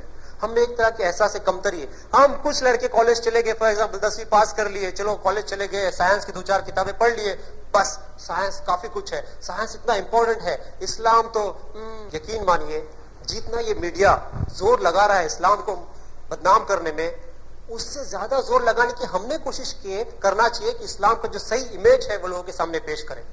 نہیں کرنی چاہیے کوشش, ہم نے کرنی چاہیے, بے شک کرنی چاہیے. میں آپ کو ایک واقعہ سناؤں گا اسامہ ابن زید کا. اسامہ ابن زید, اور یہ روایت ملے گی آپ کو مستدرک الحاکم میں حدیث نمبر 485, حدیث نمبر 485. اس میں حکیم ابن حزام جو راوی حدیث ہے وہ 120 سال کی زندگی جیے. حکیم ابن حزام 60 سال کی زندگی انہوں نے ایام جاہلیہ میں گزاری اور 60 سال کی زندگی انہوں نے اسلام میں گزاری. تو حکیم ابن حزام جب غیر مسلم تھے, ابھی اسلام نہیں لائے تھے, انہوں نے اس وقت ایک جبہ محمد صلی اللہ علیہ وسلم کو گفٹ میں دے دیا. کہ کافی عقیدت مند لوگ تھے محمد صلی اللہ علیہ وسلم کے, بھلے ایمان نہیں لائے تھے اس وقت بھی, لیکن یہ جبہ محمد صلی اللہ علیہ وسلم کو پیش کیا اور محمد صلی اللہ علیہ وسلم نے اس جبے کو پہنا اور اس جبے میں انہوں نے خطبہ دیا. تو حکیم ابن حزام نے کہا کہ میں نے آپ سے زیادہ خوبصورت شخص کبھی نہیں دیکھا. کس نے کہا؟ ایک غیر مسلم نے. اس وقت جو غیر مسلم تھے حکیم ابن حزام. یہ جبہ دراصل تھا یمن کے ایک بادشاہ ذی ازن کا. ذی ازن نامی بادشاہ یمن کا, اس کا یہ جبہ تھا جو حکیم ابن حزام نے محمد صلی اللہ علیہ وسلم کو دیا. محمد صلی اللہ علیہ وسلم جیسی ان کی عادت تھی کہ جو گفٹ ان کو ملتا تھا وہ اپنے پاس رکھتے نہیں تھے بلکہ دے دیتے تھے. تو انہوں نے یہ گفٹ دے دیا اسامہ ابن زید نامی ایک صحابی کو. اور اسامہ ابن زید کے بارے میں ڈسکرپشن سیرہ لکھنے والے کہتے ہیں کہ وہ خاندانی غلام تھے, ان کے باپ تھے وہ بھی غلام تھے, اور وہ حبشی تھے, اور وہ دکھنے میں زیادہ اچھے نہیں تھے, وہ سیاہ فام تھے, ان کے ہونٹ موٹے تھے وغیرہ وغیرہ. دوسرے دن حکیم ابن حزام کہتے ہیں کہ جب میں مارکیٹ پلیس میں نکلا تو میں نے دیکھا کہ وہ جبہ جو میں نے محمد صلی اللہ علیہ وسلم کو دیا تھا, یمن کے بادشاہ کا جبہ کون پہنے ہوئے ہے؟ اسامہ ابن زید پہنے ہوئے. جبہ کس کا؟ یمن کے بادشاہ کا. پہنا ہے کس نے؟ ایک غلام نے. تو حکیم ابن حزام اسامہ ابن زید کے پاس گئے اور کہا کہ انت یا اسامہ, آپ یا اسامہ, مطلب آپ نے یہ جبہ پہن لیا ہے. تو کیا اسامہ ابن زید نے کیا کہا؟ سوری, مجھ سے غلطی ہو گئی, میں تو اس لائق نہیں ہوں کہ میں ایسا جبہ پہن سکتا ہوں, آپ کے اتنے بڑے بادشاہ کا جبہ ہے. ایسا کہا نہیں. انہوں نے کہا واللہ انا خیر من ذی ازن, اللہ کی قسم ہے کہ میں اس ذی ازن سے بہتر ہوں, اور میرے ماں باپ اس کے ماں باپ سے بہتر ہے, کیونکہ میں نے اور میرے خاندان نے لا الہ الا اللہ کہا اور آپ کے اس بادشاہ نے کبھی لا الہ الا اللہ نہیں کہا. یہ ان کا ایمان تھا, یہ ان کے لیے عزت نفس تھی اپنے لیے. وہ مسلم تھے اور وہ لوگ اپنے لیے مسلم ہونے کے لیے کافی عزت محسوس کرتے تھے. وہ معزز سے زمانے مسلمان ہو کر اور ہم خوار ہوئے تاریخ قرآن ہو کر. یہ حال ہے ہمارا آج. ہمارے پاس اسلام جیسی دولت ہے لیکن ہم شرمندہ ہیں, اپنی آئیڈینٹی کو تک ظاہر کرنے کے لیے ہمیں شرم محسوس ہوتی ہے. میں ایک ایگزامپل دوں گا اور اس کے ساتھ میں تقریر ختم کروں گا. میں ایک سروے کیا گیا انٹرنیشنل لیول پہ, یہ معلوم کرنے کے لیے ایسا کون سا جانور ہے جس کو دیکھنے کے بعد لوگ بہت زیادہ ڈر محسوس کرتے ہیں, بہت زیادہ خوف محسوس کرتے ہیں. تو سروے میں قریب 80% لوگوں نے کہا, کیا کہا, کہ جب بھی ہم چوہے کو دیکھتے ہیں تو ہمیں بہت ڈر محسوس ہوتا ہے. کون سا جانور؟ چوہا. جب ہم چوہے کو دیکھتے ہیں تو ہمیں بہت ڈر محسوس ہوتا ہے. 80% لوگوں نے اس سروے میں کہا کہ ہم چوہے سے ڈرتے ہیں. اب سوال یہ ہے کہ جب 80% لوگ چوہے سے ڈرتے ہیں تو ایک بہت اہم سوال ہم آج پوچھ سکتے ہیں, مکی ماؤس آج اتنی فیمس شخصیت کیوں ہے؟ مکی ماؤس آج اتنی فیمس شخصیت کیوں ہے؟ ٹام اینڈ جیری میں جو جیری ہے وہ اتنی فیمس شخصیت کیوں ہے؟ وہ بھی چوہا ہے. کسی نے اس بدنما چوہے کو اتنے خوبصورت انداز میں لوگوں کے سامنے پیش کیا کہ لوگ اس کو پسند کرنے لگ گئے. الحمدللہ ہمارا اسلام چوہے کے جیسا نہیں ہے. ہمارا اسلام ایک بہت اچھا دین ہے, سب سے اچھا دین ہے. اللہ تعالیٰ کہتا ہے سورہ آل عمران کی آیت نمبر 19 میں, ان الدین عند اللہ الاسلام, کہ بے شک اللہ کی نظر میں کوئی دین ہے تو دین اسلام ہے. لیکن آج ہم خود ہمارے اسلام کی قدر نہیں جانتے. آج ہم خود ہمارے دین کی عزت کرنا نہیں چاہتے. ہمارے پاس بہترین پروڈکٹ ہے لیکن ہم اس پروڈکٹ کو مارکیٹ کرنا نہیں جانتے کیونکہ ہم احساس کمتری میں مبتلا ہیں. میں اللہ تعالیٰ سے دعا کروں گا کہ اللہ ہم سب میں اسامہ ابن زید کے جیسا ایمان پیدا کر. اے اللہ ہم سب میں اسامہ ابن زید جیسا احساس برتری پیدا کر اور احساس کمتری سے ہمیں بچا. اے اللہ ہمیں قرآن کو سمجھ کے ساتھ پڑھنے کی توفیق دے, اس پر عمل کرنے کے ساتھ ساتھ دوسروں تک پہنچانے کی توفیق دے. کیونکہ نبی کریم صلی اللہ علیہ وسلم نے کہا ہے بلغوا انی ولو آیا, کہ آپ پہنچاؤ دوسرے تک بھلے وہ ایک آیت ہی کیوں نہ ہو. اس کے ساتھ میں اپنی تقریر ختم کروں گا. وآخر دعوانا ان الحمدللہ رب العالمین.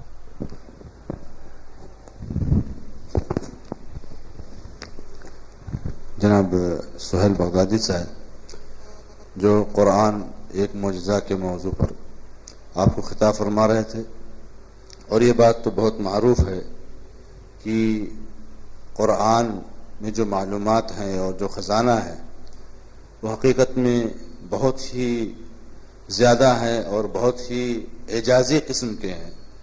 اب یہ ہم لوگوں کی محرومی ہے کہ ہم لوگ اس سے استفادہ نہیں کر پاتے ہیں. اس موضوع کو انہوں نے واضح کیا, اللہ ان کو جزائے خیر دے. اور جیسے کہ میں نے وعدہ کیا تھا کہ جو سوالات ہمارے بھائیوں کے پاس ہیں وہ لکھ کر کے یہاں پہنچا دیں. انشاءاللہ جس موضوع سے متعلق سوال ہوگا ان کے سامنے پیش کیا جائے گا. اور اس کے ساتھ میں آپ کو بتانا چاہتا ہوں کہ یہ ہم اور آپ جو یہاں جمع ہیں تو یہ کوئی اجتماع یا کوئی جلسہ نہیں ہے آج, بلکہ یہ آخری عشرے کی طاق رات ہے.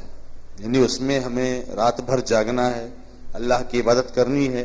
یہ تھوڑی دیر کے لیے دین کو سیکھنے اور سکھانے کا سلسلہ تھا, اور یہ سلسلہ تھوڑی دیر میں ختم ہو جائے گا. اور شعبہ دعوت و تبلیغ کی طرف سے آپ لوگوں کے لیے چائے پانی کا انتظام کیا گیا ہے. آپ تمام لوگ اپنی جگہوں پر تشریف رکھیں, چائے وغیرہ پی لیں, اور اس کے بعد بھی مسجد میں بیٹھ کر یا اپنے گھر میں جا کر کے اللہ تبارک تعالیٰ کی عبادت کریں, اس لیے کہ بہت مبارک رات ہے.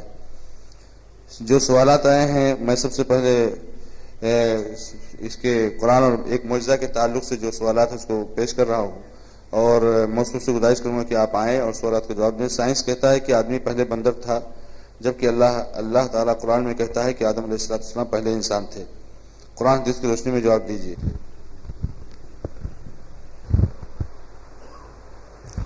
سائنس کہتا ہے کہ آدمی پہلے بندر تھا, جبکہ اللہ قرآن کہتا ہے کہ آدم علیہ السلام پہلے انسان تھے. جیسا کہ سوال پڑھا گیا ہے کہ سائنس کہتا ہے کہ انسان پہلے بندر تھا. دراصل یہ سوال اس طرف اشارہ کرتا ہے جسے ہم کہتے ہیں Darwin's theory of evolution. Charles Darwin نامی ایک سائنٹسٹ ہو گزرا ہے, اس نے ایک تھیوری پیش کی کہ انسان جو ہے وہ پہلے بندر تھا اور آہستہ آہستہ ایوالو ہوتے ہوتے ہوتے ہوتے وہ انسان کی جو پریزنٹ شکل ہے اس میں آیا ہے. اور اللہ تعالیٰ کئی جگہ پہ کلام پاک میں کہتا ہے کہ اللہ تعالیٰ نے آدم علیہ السلام کو پیدا کیا. تو کس طرح سے اس کا جواب دیا جائے؟ دیکھیے, یہ جو تھیوری آف ایوولوشن ہے, آپ کو کوئی بھی کتاب دنیا پہ ایسی نہیں ملے گی جو کہے گی کہ fact of evolution. Fact of evolution مطلب یہ بات مدلل تحقیق شدہ ہے کہ ایسا ہی ہوا ہے. یہ ایک تھیوری ہے اور تھیوری بدلتی رہتی ہے. کافی وقت میں سائنس جو ہے وہ یو ٹرنس لیتا رہتا ہے, اور تھیوری قرآن کے خلاف جا سکتی ہے, لیکن کوئی بھی اسٹیبلش سائنٹیفک فیکٹ, ایسی چیز جو محقق شدہ ہے, تحقیق شدہ ہے, دلیل کے ساتھ ہے, وہ کبھی قرآن کے خلاف نہیں جا سکتی ہے. ہوا یہ کہ چارلز ڈارون نے جب یہ تھیوری پیش کی تو اس نے اپنے دوست تھامس تھامپٹن کو خط لکھا کہ I believe in this theory not because I have any proof but it helps me in classification of rudimentary organ. کہ میں اس تھیوری میں وشواس رکھتا ہوں اس لیے نہیں کہ میرے پاس اس کے لیے کوئی ثبوت ہے, بلکہ یہ چیز مجھے کلاسیفیکیشن کے لیے کام آتی ہے. اور چارلز ڈارون کے بھی کئی مسنگ لنکس تھے, جو 4 سٹیجز, 4 سٹیجز چارلز ڈارون نے بتایا ہے کہ اس طرح سے بندر سے آہستہ آہستہ انسان جو ہے وہ انسان بنا. اس میں اس نے جو 4 سٹیجز بیان کیے اس میں مسنگ لنکس تھے. مسنگ لنکس مطلب ان کے بیچ میں اتصال نہیں تھا, تسلسل نہیں تھا. اس لیے ہم کچھ لوگ کبھی کہتے ہیں کہ ارے یار تو چارلز ڈارون کے زمانے میں اگر ہوتا تو تیری وہ چارلز ڈارون کی تھیوری نا بالکل سچی ہو جاتی تھی. کہنا یہ چاہتے ہیں کہ تو بندر کی طرح دکھ رہا ہے, مطلب چھیڑنے کے لیے اس کو, نعوذ باللہ. مطلب یہ کہ تو چارلس ڈارون کے اس تسلسل کے بیچ کا مسنگ لنک ہے. اگر تو اس وقت ہوتا تو چارلس ڈارون کی تھیوری بھی صحیح ہو جاتی تھی. کیوں کہتے ہیں یہ؟ کیونکہ چارلس ڈارون کی مسنگ لنکس تھی. ہاں لیکن اس وقت کیوں اس کو سپورٹ کیا دوسرے سائنٹسٹ نے؟ ایک سائنٹسٹ تھا, اس نے کچھ ایسی چیزیں پیش کی فلکیات کے تعلق سے جو بائبل کے خلاف جاتی تھی, بائبل کے خلاف. تو جو پوپ تھا, کرسچنوں کا جو پوپ تھا, اس نے اس کو جان سے مار دیا. اب ہوا یہ کہ جتنے بھی دوسرے سائنٹسٹ تھے وہ لوگ سب پوپ کے خلاف ہو گئے, بائبل کے خلاف ہو گئے. کیوں کہ ان کے ایک ساتھی کو مار دیا گیا. اس کے بعد جب چارلس ڈارون یہ تھیوری لے کے آیا تو انہوں نے آنکھ بند کر کے اس کی تھیوری کو ایکسپٹ کرنا شروع کیا, کیونکہ انیمی of my انیمی is my friend, میرے دشمن کا دشمن میرا دوست ہے, میرے دشمن کا دشمن میرا دوست ہے. پوپ کا دشمن کون؟ یہ سائنٹسٹ, تو یہ میرا دوست ہو گیا آٹومیٹک.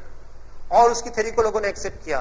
لیکن الحمدللہ ابھی کافی ساری کتابیں ایسی آ رہی ہیں جس میں یہ بتایا جاتا ہے کہ چارلس ڈارون کی جو تھیوری ہے وہ سچ نہیں ہے, وہ صرف ہائپوتھیسس ہے. مثلا پی پی گراسے نام ایک سائنٹسٹ ہے, پی پی گراسے, وہ کہتا ہے کہ اٹ از ایبسرڈ, یہ بالکل عجیب بات ہے, بالکل عجیب بات ہے کہ انسان جو ہے بندروں سے پیدا ہوا. دوسرا ایک سائنٹسٹ ہے, وہ لکھتا ہے crazy ape and man, crazy ape and man, اس کی کتاب کا نام ہے کریزی ایپ اینڈ مین, کا مطلب ہے پاگل بندر اور انسان. کس کے خلاف؟ کس کے خلاف؟ کس کے خلاف؟ چارلس ڈارون کے خلاف. مطلب ایسی کافی سارے تھیریز ابھی آ رہی ہے, لیکن ابھی تک یہ بھی اسٹیبلش سائنس نہیں کر پایا ہے کہ پہلے انسان آدم علیہ السلام تھے یا پہلے جو تخلیق میں آیا تھا وہ انسان تھا. اس طرح کی کوئی چیز اب تک لے کے نہیں آ پائی ہے سائنس. انشاءاللہ امید کرتے ہیں کہ کچھ سالوں میں آ جائے گی. اگر نہیں بھی آتا تو ہمیں اس کا کچھ فرق نہیں پڑتا. ہاں رہا سوال اسکول میں جس طرح سے پڑھایا جاتا ہے, یہ تھیوری آف ایوولوشن اس طرح سے پڑھایا جاتا ہے بچوں کو جیسے کہ فیکٹ ہے, یہی صحیح ہے. تھیوری آف ایوولوشن یہی فیکٹ ہے, حالانکہ وہ تھیوری ہے, وہ سچ نہیں ہے. اور وہ اسٹوڈنٹس جو سائنس پڑھ رہے ہیں میں ان سے یہ گزارش کروں گا کہ جب وہ کتاب میں لکھتے ہیں سوال آنے کے بعد میں, تو اتنا ضرور لکھیں کہ بقول چارلس ڈارون کے مطابق ایسا ایسا تھا. چارلس ڈارون کے مطابق ایسا تھا, کوئی بھی ممتحن آپ کے مارکس اس کے لیے نہیں کاٹے گا انشاءاللہ. لیکن آپ کہیں گے کہ ایسا ہی تھا تو آپ ایکچولی قرآن کے خلاف جا رہے ہو, اور قرآن کہتا ہے کہ سب سے پہلے انسان آدم علیہ السلام تھے.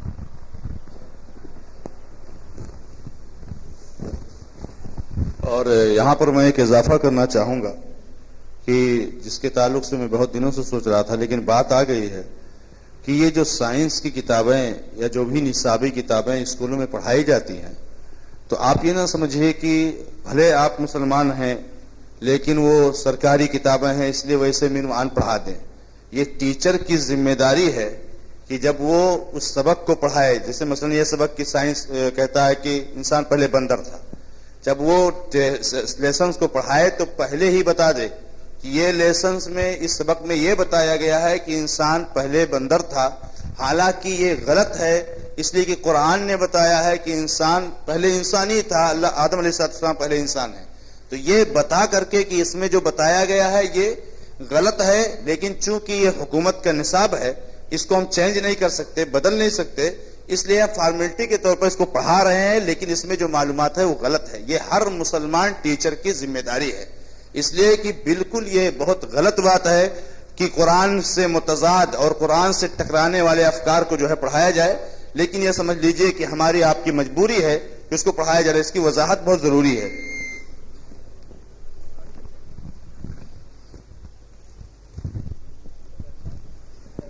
سوال یہ ہے کہ قرآن میں اللہ تعالیٰ فرماتا ہے کہ ہر جاندار کی پیدائش پانی سے کی گئی ہے, جبکہ قرآن میں ہی ہے کہ انسان مٹی سے بنایا گیا, مٹی سے پیدا کیا گیا. جیسا کہ میں نے کہا قرآن میں اللہ تعالیٰ کہتا ہے سورہ انبیاء سورہ نمبر 21 آیت نمبر 30 میں وجعلنا من الماء کل شیء حی افلا یؤمنون, کہ ہم نے ہر جاندار کو پانی سے بنایا, کیا آپ ایمان نہیں لائیں گے؟ اور قرآن میں یہ دوسری جگہ پہ ہے کہ انسان کو مٹی سے بنایا گیا. جیسا میں نے سورہ مومنون سورہ نمبر 23 آیت نمبر 12 پڑھی, اس کے اندر اللہ تعالیٰ کہتا ہے کہ ہم نے انسان کو صاف مٹی سے بنایا. دوسری جگہ سورہ حج سورہ نمبر 22 آیت نمبر 5 میں بھی اللہ تعالیٰ کہتا ہے کہ ہم نے انسان کو مٹی سے بنایا گیا. تو کیا ان دونوں باتوں میں کیا پرابلم ہے؟ دیکھو, اگر کسی چیز کے بارے میں دو باتیں یہاں پہ پیش کی جا رہی ہے قرآن میں, تو یہ صرف اضافی معلومات ہے. انسان کو مٹی سے بھی بنایا گیا, انسان کو پانی سے بھی بنایا گیا, اس میں کسی قسم کا تضاد نہیں ہے الحمدللہ. جیسے مثال کے طور پر اگر ہم کہیں کہ چائے بنانے کے لیے دودھ کی ضرورت پڑتی ہے, دوسری جگہ ہم کہتے ہیں کہ چائے بنانے کے لیے پانی کی ضرورت پڑتی ہے, تو اس کا مطلب یہ نہیں کہ چائے بنانے کے لیے دودھ کی ضرورت پڑتی ہے تو پانی کی ضرورت نہیں پڑ سکتی ہے. چائے بنانے کے لیے دودھ کی ضرورت پڑتی ہے, پانی کی ضرورت پڑتی ہے, شکر کی ضرورت پڑتی ہے, سب اپنی جگہ پہ بالکل صحیح ہے. یہ صرف اس سبجیکٹ کے بارے میں زیادہ انفارمیشن دیتا ہے. تضاد کب ہوگا؟ جیسے مثلا میں کہوں کہ فلاں شخص جو ہے وہ نیک ہے, وہ اچھا انسان ہے, تو وہ اس کے بارے میں اچھا انسان ہے اور وہ سچا ہے, تو یہ زیادہ انفارمیشن دے رہا ہے کسی ایک شخص کے بارے میں. لیکن مثلا میں کہہ دوں کہ وہ جو انسان ہے وہ اچھا انسان ہے, وہ سچا ہے, لیکن ہمیشہ جھوٹ بولتا ہے, تو یہ تضاد ہو جائے گا. تو یہ صرف اضافی معلومات دے رہا ہے اللہ تعالیٰ اس کے اندر. بہرحال اس کی جو ترکیب ہے وہ اللہ ہی بہتر جانتا ہے, کس طرح سے اللہ تعالیٰ نے بنائی ہے, انسان کی بس کی بات نہیں ہے, کیونکہ تخلیق جو ہے وہ صرف اللہ تعالیٰ کا کام ہے. واللہ عالم. اللہ تعالیٰ قرآن میں کہتا ہے کہ کسی پتہ نہیں کہ ماں کے بطن میں کیا ہے, جبکہ سائنس سونوگرافی کے ذریعے پتہ لگاتا ہے کہ لڑکا ہے یا لڑکی. کافی اہم سوال ہے یہ.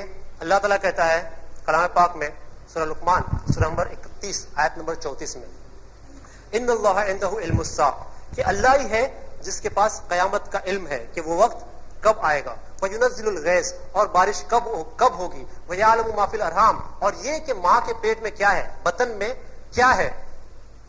وَمَا تَدْرِي نَفْسٌ مَاذَا تَكْسِبُ غَدًا, اور کوئی انسان نہیں جانتا کہ وہ کل کیا کرے گا. وَمَا تَدْرِي نَفْسٌ بِأَيِّ أَرْضٍ تَمُوتُ, اور کوئی انسان نہیں جانتا کہ کس زمین کے اوپر مرے گا.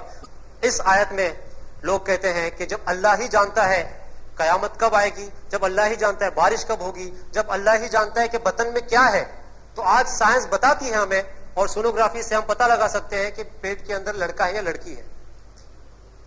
اور غیر مسلمین بھی اس اعتراض کو اٹھاتے ہیں کہ آپ کا قرآن جو ہے نعوذ باللہ غلط ہے. دیکھیے قرآن کی اس آیت میں کہیں پہ بھی اللہ تعالیٰ جنس کا ذکر نہیں کرتا, سیکس کا ذکر نہیں کرتا کہ مذکر ہے یا مؤنث ہے. اللہ ہی جانتا ہے کہ ماں کے پیٹ میں کیا ہے, اللہ ہی جانتا ہے کہ رحم میں, مادر رحم میں کیا ہے, کا مطلب ہے وہ انسان اچھا ہے یا برا ہے, کل کو جا کر کے وہ ڈاکٹر بنے گا, انجینئر بنے گا, گنڈا بنے گا, موالی بنے گا, کالا بنے گا, گورا بنے گا. یہ علم صرف اللہ تعالیٰ کے پاس ہے. یہاں پہ لفظ جنس مذکر ہے یا مؤنث یہ نہیں ہے. اگر کسی ٹرانسلیٹر نے, اگر کسی ترجمہ کرنے والے نے اگر یہاں پہ لفظ جنس ڈالا ہے کہ لڑکا ہے یا لڑکی ہے, اس کا پتہ صرف اللہ ہی کو ہے, تو ترجمہ کرنے والے کی غلطی ہے. یہ ترجمہ کرنے والے کے انسان ہونے کے ناطے غلطی ہو سکتی ہے, لیکن عربی میں اس قسم کا کوئی لفظ نہیں ملتا. قرآن کہتا ہے کہ زمین کو فرش بنایا ہے, جبکہ سائنس کہتی ہے کہ زمین بیضوی شکل کی ہے. اس کی وضاحت کیجیے. سوال یہ ہے کہ جیسے میں نے اپنے تقریر میں بھی کہا کہ اللہ تعالیٰ کہتا ہے کہ ہم نے زمین کو بیضوی شکل کا بنایا. والارض بعد ذالک دہاہا, اور دہا کے جو میننگ ہوتے ہیں وہ یہ ہوتے ہیں کہ ہم نے اس کو بچھایا بھی ہے زمین کو, اور یہ کہ وہ بیضوی شکل کا ہے, آسٹرچ کے انڈے کی طرح ہے, شتر مرغ کے انڈے کی طرح ہے. لیکن دوسری جگہ پر اللہ تعالیٰ کہتا ہے کہ ہم نے زمین کو فرش بنایا ہے. تو اس کا ایکسپلینیشن کیا ہے؟ اور آپ پڑھیں گے سورہ بقرہ سورہ نمبر 2 آیت نمبر 20 میں اللہ تعالیٰ کہتا ہے الذی جعل لکم الارض فراشا, وہ اللہ ہے جس نے زمین کو فرش بنایا. یہ انفارمیشن اللہ تعالیٰ آگے بھی دیتا ہے سورہ طٰہٰ سورہ نمبر 20 آیت نمبر 53 میں بھی اللہ تعالیٰ کہتا ہے الذی جعل لکم الارض الذی جعل لکم الارض مہدا وسلکم فیہا سبلا, اللہ تعالیٰ نے زمین کو فرش بنایا تاکہ آپ اس پر چل پھر سکو. یہ انفارمیشن دوسری جگہ اللہ تعالیٰ جو سورہ نوح میں سورہ نمبر 71 میں اللہ تعالیٰ کہتا ہے آیت نمبر 19 اور 20 میں بھی اللہ تعالیٰ کہتا ہے کہ اللہ تعالیٰ ہے جس نے زمین کو فرش بنایا لتسلکوا فیہا سبلا فجاجا, تاکہ آپ اس کے اوپر اس کے کشادہ راہوں پر آسانی سے چل پھر سکے. اللہ تعالیٰ کہتا ہے کہ ہم نے زمین کو فرش بنایا تاکہ آپ اس پر آسانی سے چل پھر سکے. یہ ایک بہت بڑی غلط فہمی ہے لوگوں میں کہ فرش جو ہے وہ صرف فلیٹ سرفیس پہ بچھائی جا سکتی ہے. اگر آپ دیکھیں گے زمین جو ہے, جو اسپیریکل شیپ ہے زمین کا, زمین کافی لمبی ہے, کافی, اگر اس کا جو قطر آپ دیکھیں گے تو 3750 مائلز ہے, 3750 میل اس کا نصف قطر ہے. نصف قطر زمین کا 3750 میل ہے, جو آپ اگر اس کو کنورٹ کریں گے اگر کلومیٹرز میں تو وہ قریب 6000 کے اوپر ہو جائے گا. 6000 کلومیٹر تو صرف اس کا نصف قطر ہے زمین کا. اور جو اوپر کی لیئر ہے جس پہ ہم لوگ رہتے ہیں, جسے فرش اللہ تعالیٰ کہتا ہے, وہ کہیں پہ 30 میل ہے, کہیں پہ اس سے کچھ زیادہ ہے, کہیں پہ اس سے کچھ کم ہے. تو اللہ تعالیٰ کہتا ہے کہ ہم نے زمین کو فرش بنایا کیونکہ اس 30 میل کا جو فاصلہ ہے اس کے اندر جو ہے وہ لاوا ہے, ایک گرم ہیٹ ہے, گرم لکوڈ ہے, جس کے اوپر انسان کا چلنا ممکن نہیں تھا. جس کے اوپر انسان کا چلنا ممکن نہیں تھا. اسی لیے اللہ تعالیٰ کہتا ہے کہ ہم نے زمین کو فرش بنایا ہے تاکہ آپ اس کے اوپر چل پھر سکیں. اور یہ غلط فہمی ہے اگر یہ کہا جائے کہ فرش صرف فلیٹ سرفیس کے اوپر ہی بچھائی جا سکتی ہے. اگر آپ یہ دیکھیں یہاں سے زمین دور تک تو یہاں سے فلیٹ دکھائی دیتی ہے کیونکہ اس کا نصف قطر بہت زیادہ ہے, اس وجہ سے زمین فلیٹ دکھائی دیتی ہے اور اللہ تعالیٰ نے ہمارے چلنے پھرنے کے لیے اس کو فرش کی طرح بچھا دیا ہے. Every Muslim is not terrorist but every terrorist is a Muslim. اس سینٹنس کا ڈیفنس کس طرح سے کریں؟ دیکھیے دراصل یہ جملہ جو ہے یہ ویسٹرن میڈیا کا ہے. ویسٹرن میڈیا نے ہماری طرف یہ جملہ بھیجا ہے. کون سا؟ Every Muslim is not a terrorist. سارے مسلم دہشت گرد نہیں ہوتے, but every terrorist is a مسلم. لیکن جتنے بھی دہشت گرد ہیں اس دنیا میں وہ سب کے سب مسلم ہی ہیں. آپ کو مسلمانوں کے علاوہ کوئی اور دہشت گرد ملے گا ہی نہیں. یہ ویسٹرن میڈیا کا پلوئے تھا. مغربی جو میڈیا ہے انہوں نے اس جملے کا کافی استعمال کیا جب بم بلاسٹ ہوئے تھے, ٹرین بم بلاسٹ ہوئے تھے یو کے میں. جب ورلڈ ٹریڈ سینٹر کو گرایا گیا اس کے بعد یہ انفارمیشن انہوں نے اکٹھا کی اور انہوں نے کہنا شروع کر دیا کہ جو مسلمان ہے وہ ٹیررسٹ ہے, اس کے علاوہ کوئی اور ٹیررسٹ نہیں ہے. یہ سبجیکٹ اتنا طویل ہے کہ اس کے اوپر ہر ایک ٹیررسٹ آرگنائزیشن کے اوپر ریسرچ کر کے پوری لمبی لسٹ بنائی جا سکتی ہے. انہوں نے کتنا کام کیا اس کے اوپر. یہ کہتے ہیں کہ صرف جو ہے مسلم ٹیررسٹ ہیں. اگر آپ حساب کتاب لگائیں پوری دنیا بھر میں اتنے ٹیررسٹ آرگنائزیشن ہیں جو غیر مسلم ٹیررسٹ آرگنائزیشن ہے. مثلا IRA, یہ آئرش ٹیررسٹ گروپ ہے یو کے میں جو 100 سال سے ایکٹیویٹی کر رہا ہے. کتنے سارے اس نے بم بلاسٹ کیے, سینکڑوں لوگوں کو کئی بار مار چکا ہے. اگر آپ IRA کے جو بم بلاسٹ ہیں IRA نے کیے ہوئے, کیتھولک لوگ کا گروپ ہے یہ, آئرش گروپ کیتھولک لوگوں کا, کرسچن لوگوں کا, اگر آپ اس کا موازنہ کریں گے کشمیری ملیٹنٹس کے ساتھ میں انہوں نے کتنے کیے ہیں تو شرم آئے گی کشمیری ملیٹنٹس کو کہ ہم نے اتنے کم کیے ہیں. یہ آئرش گروپ اتنے ٹیررسٹ اٹیک کر چکا ہے لیکن ہمیں اس کے بارے میں پتہ نہیں چلتا. کیوں؟ کیونکہ میڈیا ان کے ہاتھ میں ہے. ہمیں صرف ہماری کوششوں کو ڈبل کرنا ہے. آپ کو پتا ہے اوکلاہوما بم بلاسٹ ہوا تھا. اوکلاہوما بم بلاسٹ ہوا تھا 1995 میں. اس کے بعد میں امیڈیٹلی میڈیا, نیوز پیپرز نے یہ کہنا شروع کر دیا کہ یہ مڈل ایسٹ کانسپریسی ہے, مڈل ایسٹ کانسپریسی ہے. مطلب ملک عرب کے لوگوں نے اس کو کیا ہے, ملک عرب کے لوگوں نے اس کو کیا ہے, کئی دنوں تک بغیر تفتیش کے. بعد میں پتا چلا کہ یہ کرنے کے پیچھے 2 کرسچنز کا ہاتھ ہے, تیموتھی اور تیری نام کے 2 کرسچنز. انہوں نے وہ ٹرک لے کر کے فیڈرل بلڈنگ کے اندر گھسا دی جس کے اندر قریب 166 لوگ مر گئے اور سینکڑوں زخمی ہو گئے. کئی دنوں نیوز کیا آ رہی تھی ہیڈ لائنز میں, فرنٹ پیج پہ, مڈل ایسٹ کانسپریسی. مغربی ملک مشرقی ملک جو ہے عربی ملک نے یہ کام کیا ہے. لیکن جب ان کو پتا چلا کہ ہم میں سے کسی کرسچن نے کیا ہے تو نیوز بریف میں کچھ دن تک نیوز آ گئی اندر کے پیجز میں اور غائب ہو گئی, فنش. تو یہ میڈیا چونکہ ان کے ہاتھ میں اس طرح کی چیزیں پیش کر رہے ہیں. میں یہ نہیں کہتا کہ مسلمان بالکل ٹیررسٹ نہیں ہیں, ہوں گے, لیکن وہ لوگ اپنے آپ کو مسلم کہتے ہیں. اسلام کہیں پہ بھی یہ نہیں کہتا کہ آپ نہ کسی معصوم کا قتل کرو. اللہ تعالیٰ کہتا ہے سورہ مائدہ سورۃ نمبر 5 آیت نمبر 32 میں کہ اگر کسی بھی معصوم شخص کو, ایک انسان کو مارا جائے تو ایسا ہی جیسے پوری انسانیت کو خاتمہ کیا جائے, اگر کسی ایک انسان کو بچایا جائے تو ایسا ہے جیسے پوری انسانیت کو بچایا جا رہا ہے. تو یہ ویسٹرن میڈیا کا ٹوائے جو ہمارے پاس بھیجا جا رہا ہے. اور اگر آپ ریسرچ کریں گے ہمارے انڈیا میں کتنی ساری ٹیررسٹ آرگنائزیشنز ہیں. مثلا ماؤسٹ گروپ ہے, ماؤسٹ گروپ اتنا خطرناک ہے, اتنا ایکٹیو ہے کہ ایک ماؤسٹ گروپ ہی پورے گورنمنٹ کے خلاف جنگ لڑ سکتا ہے. اتنے سارے ان کے پاس آرمز اینڈ ایمونیشنز ہیں, اتنے سارے ان کے پاس ہتھیار ہیں. ایک ٹرک ان کی ملتی ہے اس کے اندر کتنے سارے سینکڑوں راکٹ لانچرز ملتے ہیں. لیکن یہ انفارمیشن نیوز پیپر میں ہیڈنگز میں نہیں آتی ہے, کہیں پہ نیوز بریف میں آتی ہے, کبھی آتی ہے کبھی نہیں آتی ہے. LTTE کو کون نہیں جانتا؟ لبریشن ٹائگرز آف تامل علم کس کا گروپ ہے؟ مسلمانوں کا ہے, ہندوؤں کا گروپ ہے. کتنے سارے ٹیررسٹ اٹیکس کرتے رہتے ہیں وہ لوگ, لیکن LTTE کو یہ لوگ کبھی ٹیررسٹ گروپ نہیں کہتے. کیا کہتے ہیں؟ ریبل, یہ باغی ہے. ماؤسٹ کو کیا کہتے ہیں؟ یہ لوگ نیکسلائٹ ہے, یہ لوگ جنگل کے لوگ ہیں, یہ لوگ جنگلی ہیں. Alpha, United liberation front of Assam, یہ ایک دوسرا ٹیررسٹ آرگنائزیشن ہے جو کتنا بڑا کام کر رہا ہے, گورنمنٹ کے خلاف وار کرتا ہے, کتنے سارے سینکڑے لوگوں کو مارتا رہتا ہے. آپ انٹرنیٹ پہ جائیے, آپ کو اتنی لمبی لسٹ ملے گی ان کی کارگزاریوں کی. لیکن وہ لوگ انٹرسٹڈ ہے کس میں؟ مسلمان ٹیررسٹ میں. کیوں؟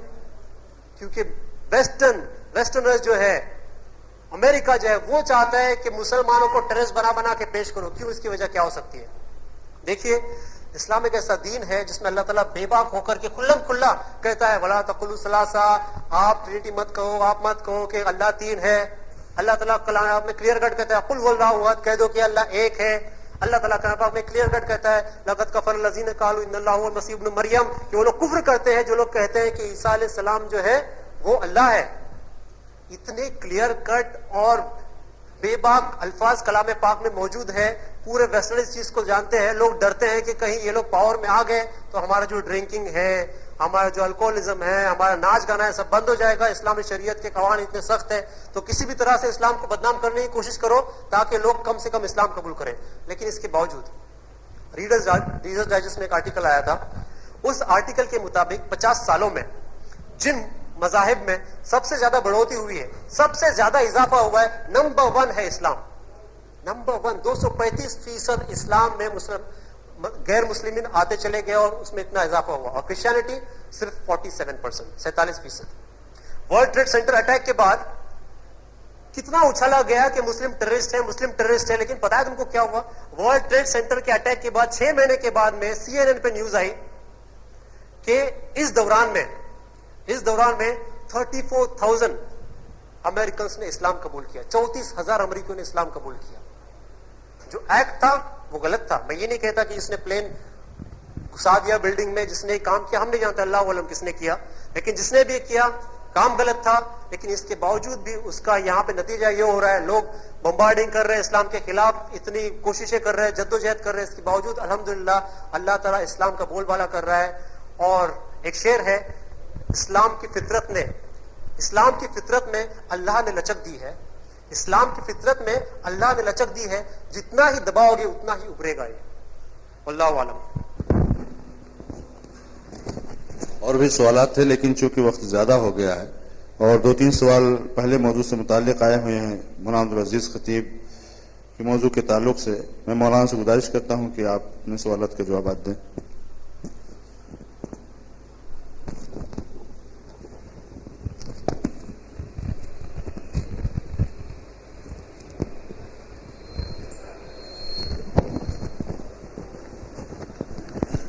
السلام علیکم ورحمۃ اللہ وبرکاتہ. یہاں پر ایک سوال ہے کہ اللہ اور خدا ان ناموں میں فرق کیا؟ اسلام کی روشنی میں وضاحت کیجیے.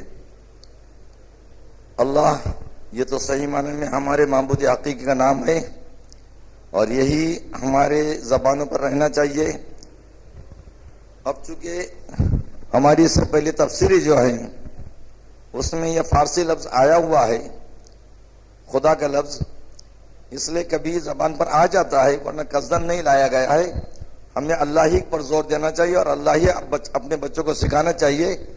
اور ابھی چونکہ فارسی کا زور کم ہوتا جا رہا ہے لہذا خدا کا نام انشاءاللہ آئندہ زبانوں پر نہیں آئے گا بلکہ اللہ ہی کا نام آتا رہے گا اور ہمیں اس بارے میں ہر طرح کی کوشش کرنی چاہیے.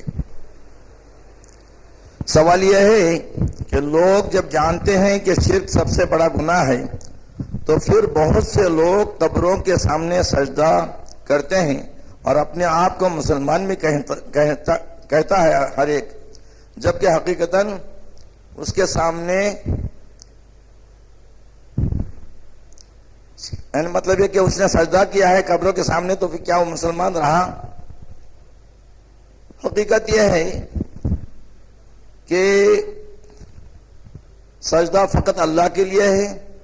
رسول اللہ صلی اللہ علیہ وسلم نے اس کے بارے میں باریک بینی کے ساتھ فرمایا ہے کہ اگر سجدہ جائز ہوتا تو میں خاتون کے ذمہ دیتا، مطلب ہے کہ خاتون کے لیے مناسب ہوتا کہ وہ اپنے شوہر کے لیے سجدہ کرتی، مگر چونکہ سجدہ اللہ کے سوا کسی کے لیے جائز نہیں اس لیے خاتون کے لیے بھی وہی اجازت نہیں ہے.